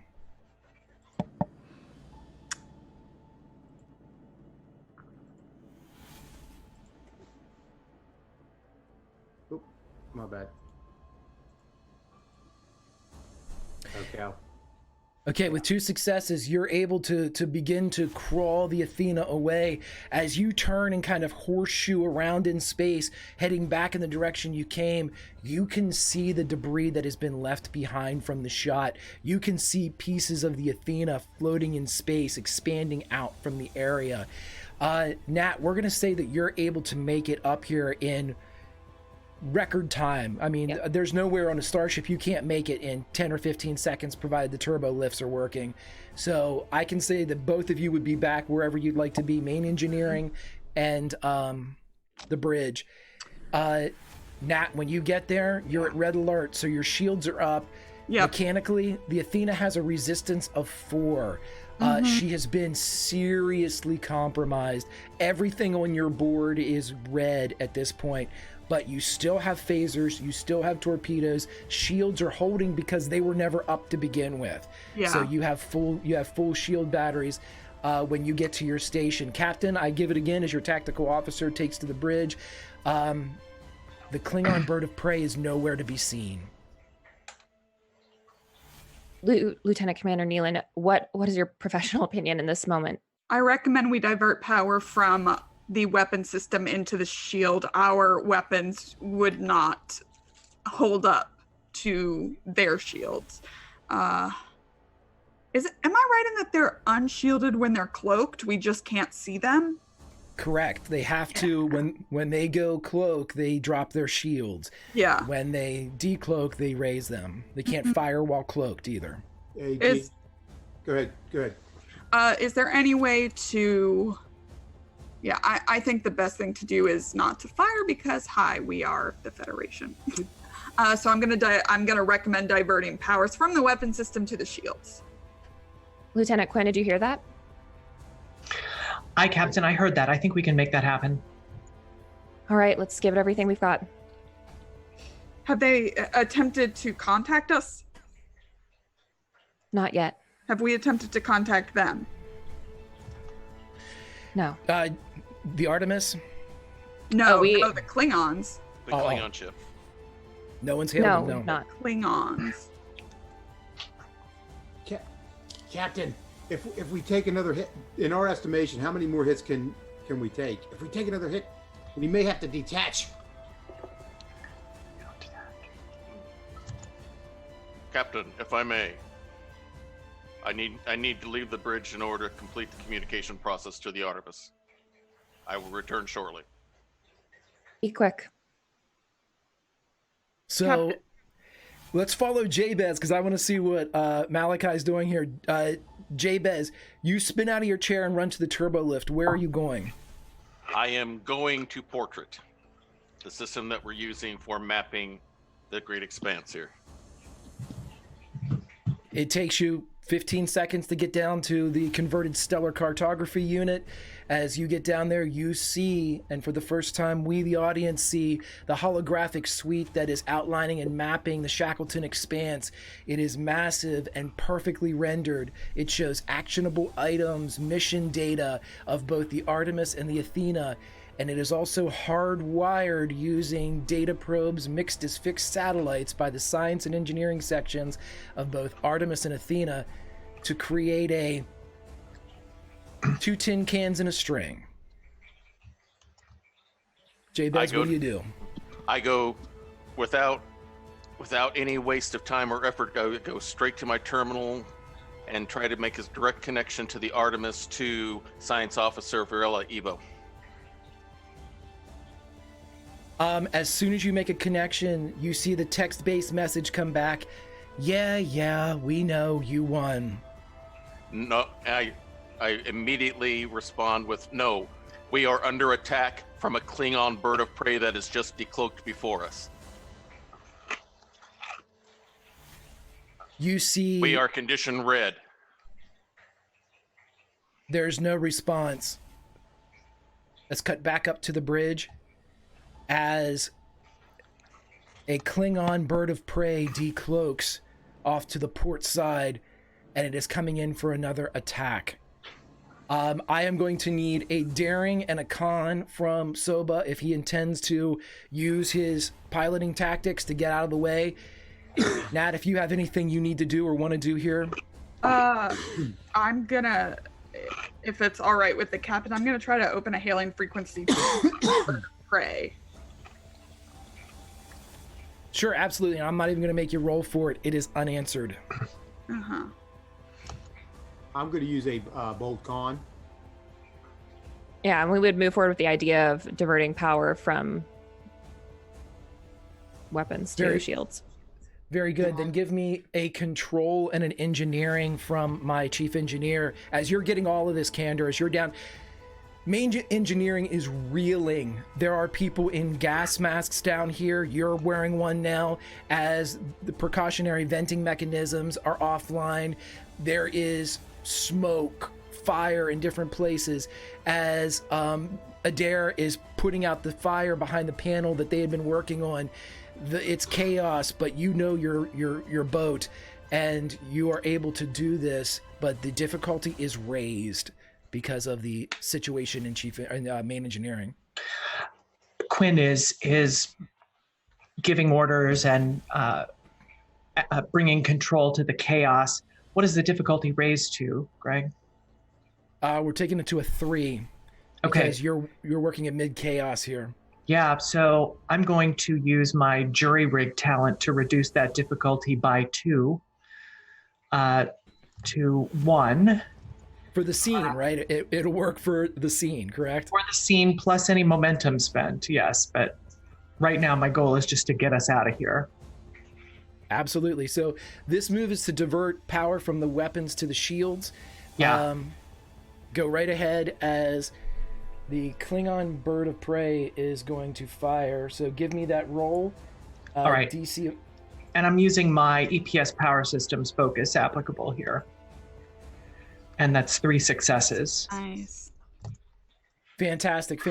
So for the sake mechanically, give yourself another, whatever your current shielding is for the Athena, give yourself another row of it. I forget exactly how many Athena has, but like 4 more, give her 4 more bars before you start cutting away. You've boosted it by about 30% as weapons go offline. Captain, our shields are at 80%, but they're not going to last. We need to get out of here. Thank you, Lieutenant Quinn. Is there any way I can put us into work? Like, I will use Daring Con, and I'll use Big Fan of Living for my values. Is that, Big fan of living. Big fan of living. I love it. I love it. Oh my god. That's where I'm at with this. I have get out and push as one of my values. Can I use I do actually have a talent advisor that you can re-roll one miss by me helping you if we Okay. want to No, re-roll. I mean, whatever you need me to roll to get us out of here. With I your- have. Oh wait, I have a thing. I would like to. I haven't looked at any of the stuff, whatever's going on in the roller. We can use momentum to increase the difficulty level of their shot, right? We can spend 2 to increase the difficulty level. I want to do that and say it's part, like they didn't expect the shields to be up. Yeah. Okay. the way that they were. Okay. Because they weren't. Right, because they Yeah. weren't up. Okay, yeah, going forward then, yeah, if you want to spend the momentum, then we Yeah. will make it more difficult for them. Yep. This is, what it'll do is 9, 10, 11, 12 damage hits the shields as this disruptor cannon rips into the Athena, splashing against her screening as the power again fluctuates as the entire craft rocks against what's going on here. Captain. Lieutenant Quinn, we have to get to warp. We won't last much longer if we sit here. We're working on it, Captain. Do I have a sense of what the problem is with the warp drive? It's just been knocked offline, and that could be any number of things. It just, the ship has so many safety features associated with it. If there's a potential for a containment breach, that's what normally knocks off a warp core offline. They don't want you to go to warp and then just explode. So something is causing, some failsafe is causing the you're not powering the nacelles. Something's going on that says, wait a minute, you can't go to warp. So that's you would understand that just from your last roll, that it's probably a frickin' failsafe. That. So given that I've got some very up close and personal experience with warp core breaches, can I do an insight engineering here to isolate the problem? Absolutely. Let's see, give me a daring. Because you're standing in the middle of a possibly pre-breach warp core. So, for the second time in my career. I'm also going to use I know my ship to determine the source of a problem, add an extra d20.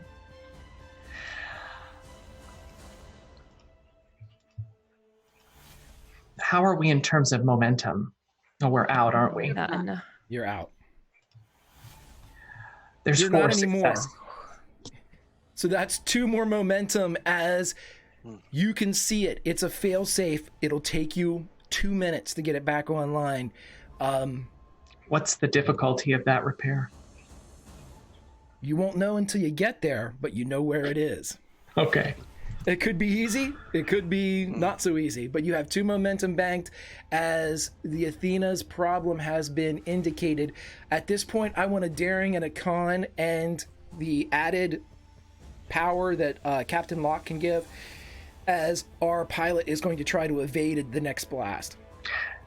Captain, I've got the problem isolated down here. If you can give me about 60 more seconds, I can get this warp drive back online.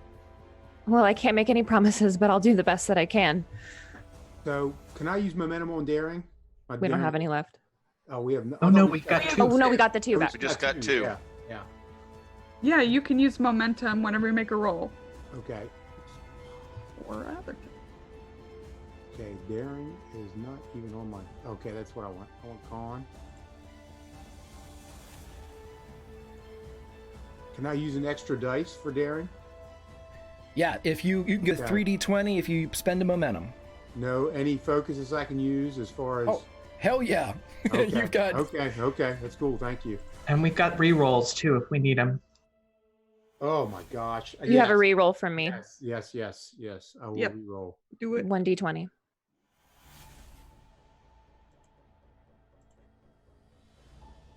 Which one do I need to reroll? Is it the daring? I'm sure it is. Yeah, you can just re-roll everything and just do 1d20 when you do the re-roll. Gotcha.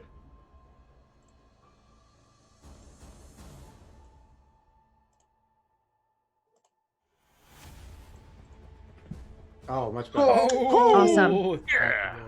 So, Steve, explain to us, as Captain Locke is looming in the chair behind you, as you are able to, what do you do with the Athena as the Klingons beginning to pull behind? They're behind us, correct? Correct. Is there a way to put us? He is going to, whatever side, the damaged side, like the most damage is taken, left or the right side, he would probably pull to the strength side, and he wants. I mean, is the warp up yet? He's gonna. Not yet. He's gonna try to coordinate. He's gonna go straight into the Shackleton Expanse as far as he can go. You know what I mean? Like he's heading for any kind of like distance that he can put on him. He wants to do any kind of evasive maneuver. If I have to use a bold con to do it, I'll do it. Anything that's going to put the strength side to the back of him and to get out of there.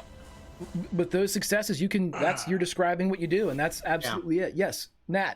Does this, from the brief amount we've seen it, I mean, I know it's a bird of prey. Does it look like a science vessel? Does this look like a warship? I'm not sure that there are any Klingon science vessels. That, Okay. No, I'm joking. Yeah. Okay. Ensign Soba, you know this area better than they ever could. Can we put something between us or something to cloak us, although not in their way? Anything to interfere?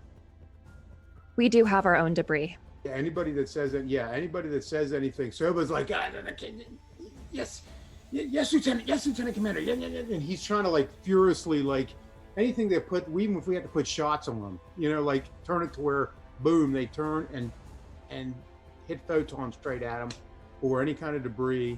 If Greg, he saw science officer, if I may. Yeah, absolutely, Jabez, go ahead.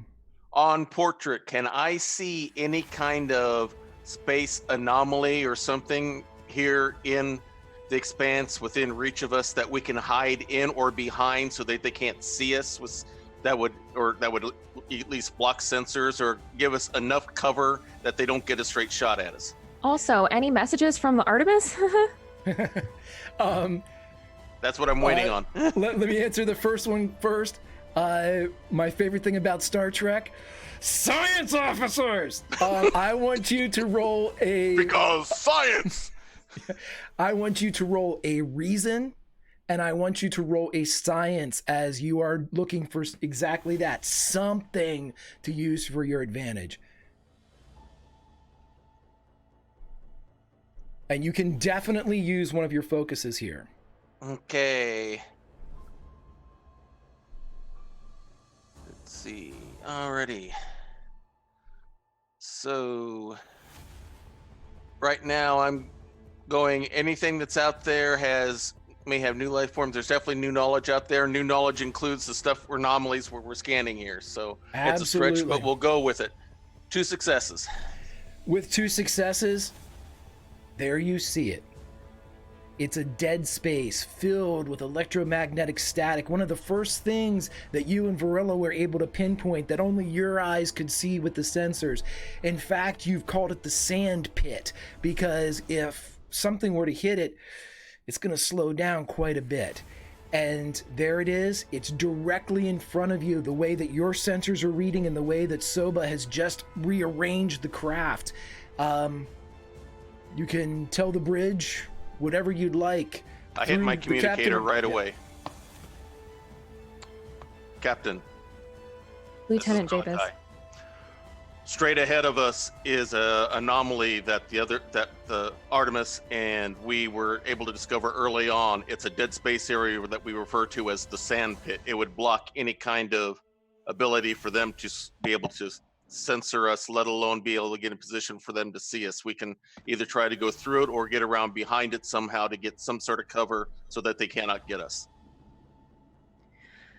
All right, Ensign Soba, if we can get around behind somehow, around the sand pit and potentially hide even long enough for Lieutenant Quinn to get us to warp. Lieutenant Commander Elin. Lieutenant Jabez, do we know any of the other effects of the anomaly before we go skimming by it? I don't believe we have anything else at this time, right, Greg? Do you have any momentum? 1. If you spend it, Obtain information.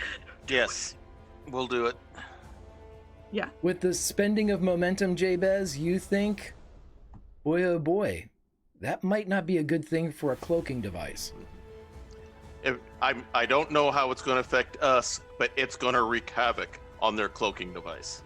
They're not going to be. It's going to be made either inusable or faulty to the point where they're not going to be able to effectively deploy it. Ensign Soba, could you fly straight for the anomaly and at the last second veer up? Yeah, he's already putting it in. Yes, Lieutenant.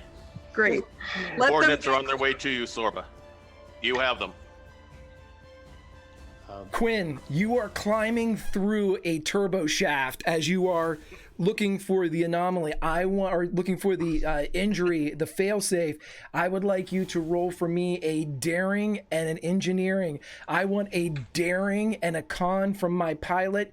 Anybody else want to roll anything? Fucking roll it. Let's do it. Have I heard anything back from the Artemis?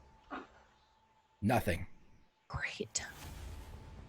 As usual, can I use Starship Tactics? Absolutely. Yep. Anytime you're behind the stick, Starship Tactics, especially when it's ship to Bam. ship. Woo! I'd have took more in daring if I knew it was all this. I've got 2 successes there. Okay, you're beginning to work on it. You're about 40 seconds into your 60-second time frame, Kander, as everything is shaking around you as the ship is having just almost aftershocks from the amount of damage that she's taken.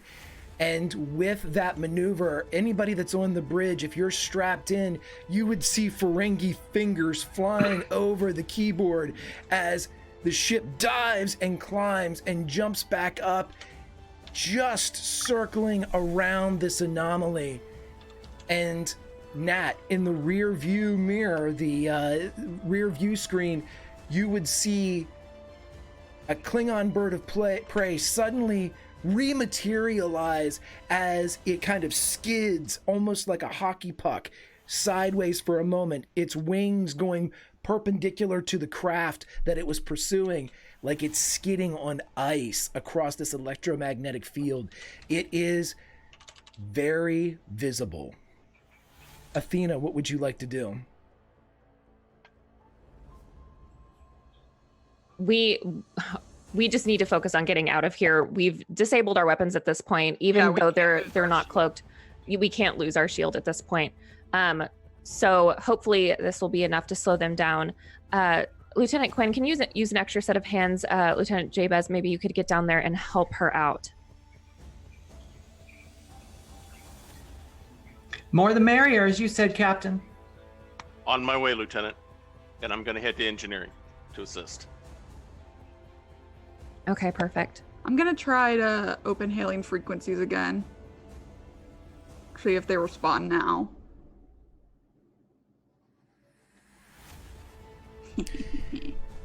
The craft tries to fire and you see a photon torpedo. Its trajectory messed, its calibrations amok with what's going on with electromagnetically, and it just fires off into the Expanse. Soba, you are headed directly into the Shackleton Expanse at this point. The nebula is getting larger and larger, even at impulse. You're about ready to enter as your data collection was right on the edge of the Expanse. Are you continuing course? Or Captain, are you continuing course? How many seconds we got left? 10? 5? Sure. Sure. We can continue course for 5 more seconds, I think. Okay, so as you continue in, give me 1 second. I got so excited I didn't even notice. As you continue in, it is when the second bird of prey decloaks, and you see it getting ready to fire. When you hear, "Put us in between Athena and the prey," and you see the Artemis come lancing in as it goes in between Athena and the bird of prey. And that's where we're going to end this session of continuing mission. The nose of the Athena breaches the Expanse.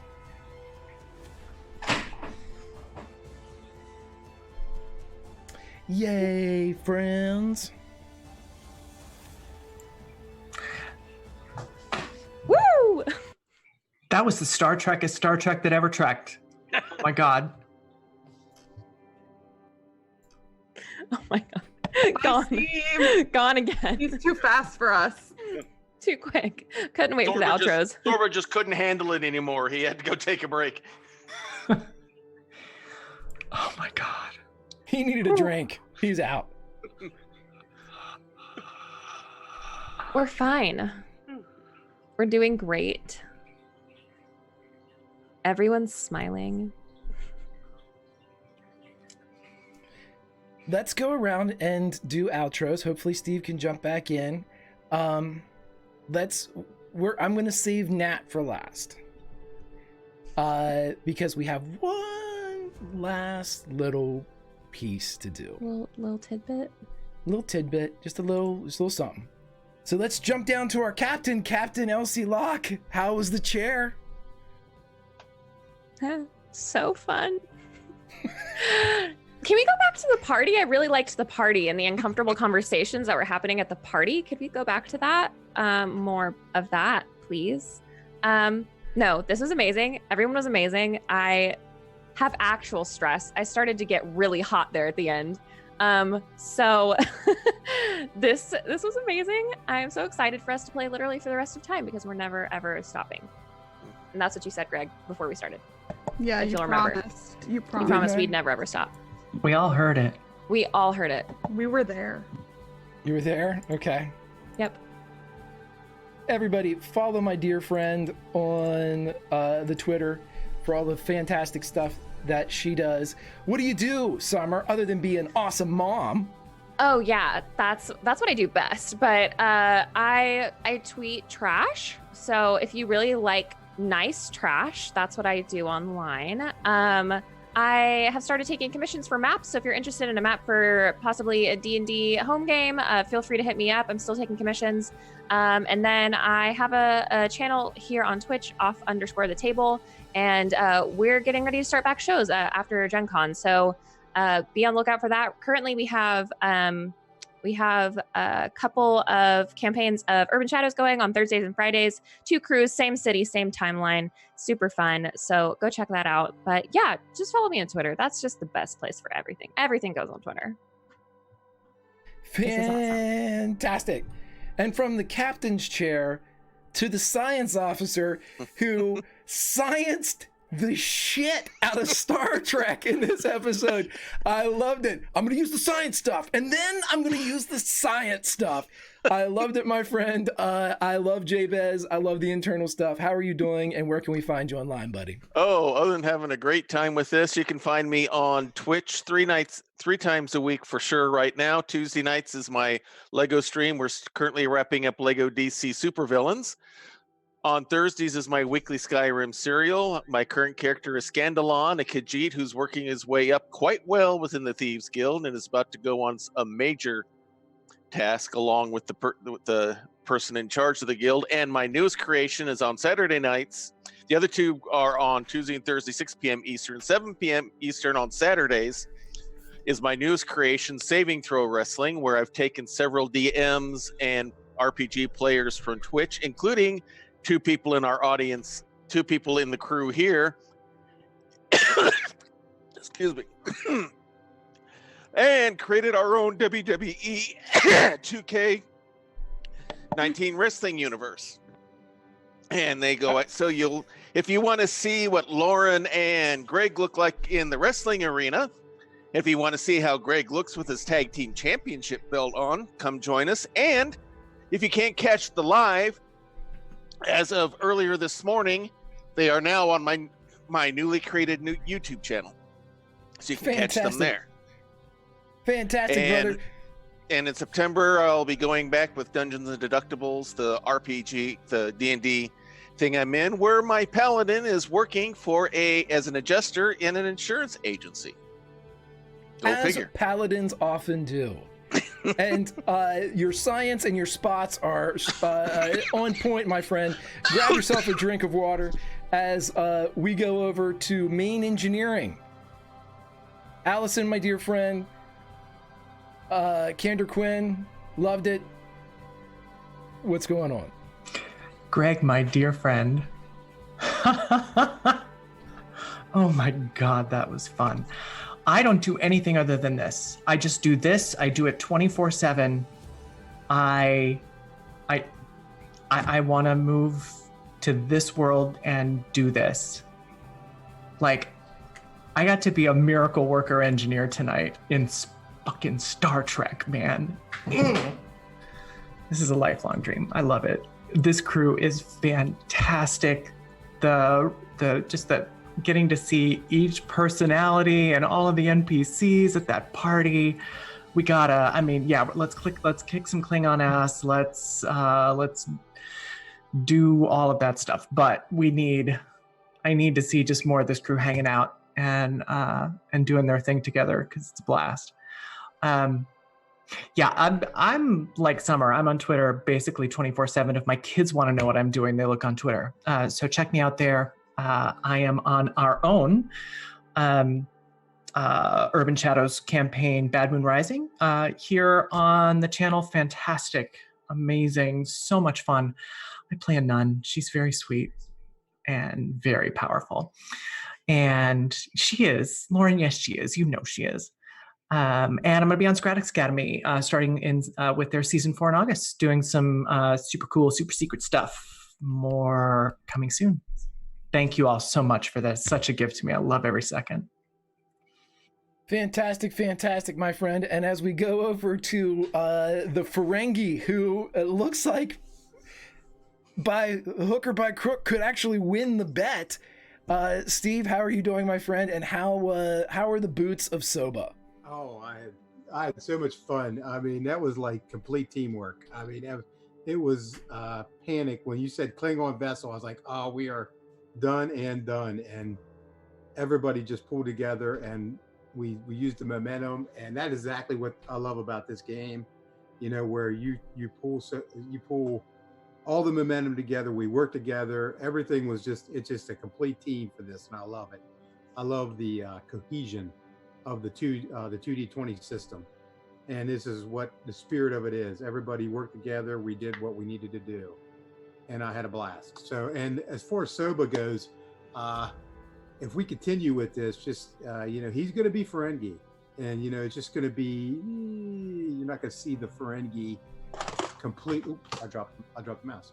You're not going to see the Ferengi until it's going to just go on. Let's just say that. I'm going to be here with you soon with Summer and Lauren on the Realms Remembered.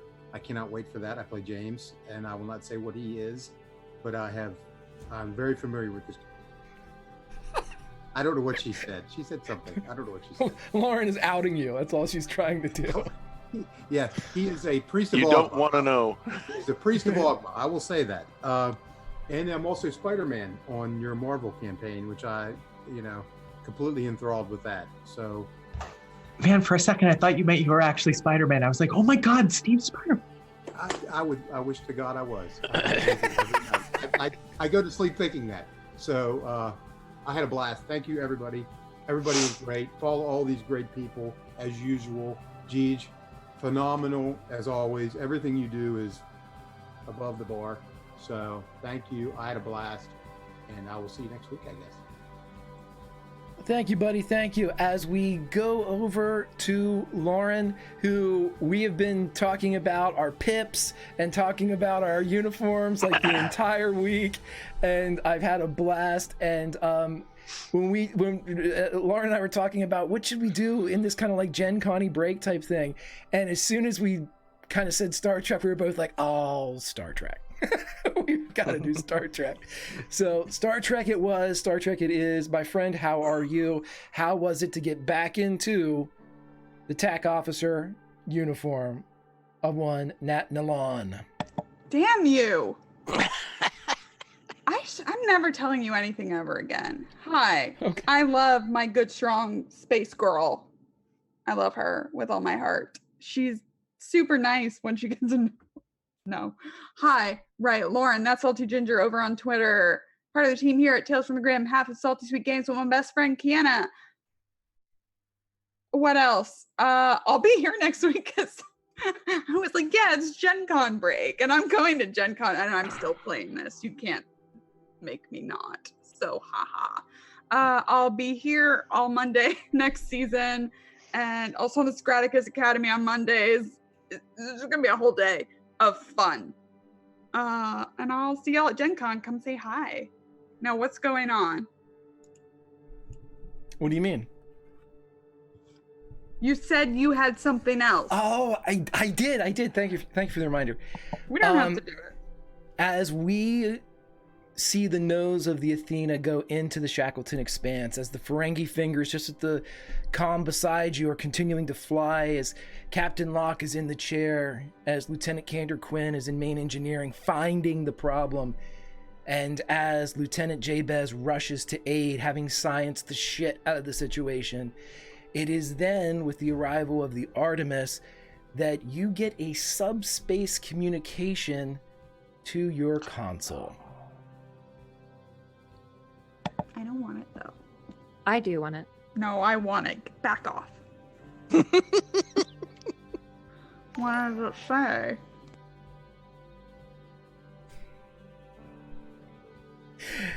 TV! As the subspace communication comes through, you see, right floating in your visual display, a small box.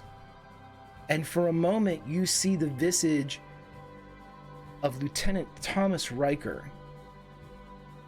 And it seems to have been recorded 12, 14 hours before, if the timestamp was any indication.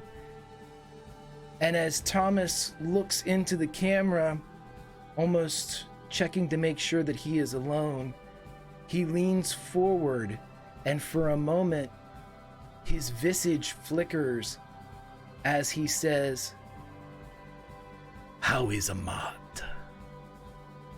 And that is where we will end this session completely. And during that, I'm wearing my Q outfit next week because TV just donated for Q. So Q is a coming next week. Be here for Q. Be here for Q. And Q and Con. Let's hit them all.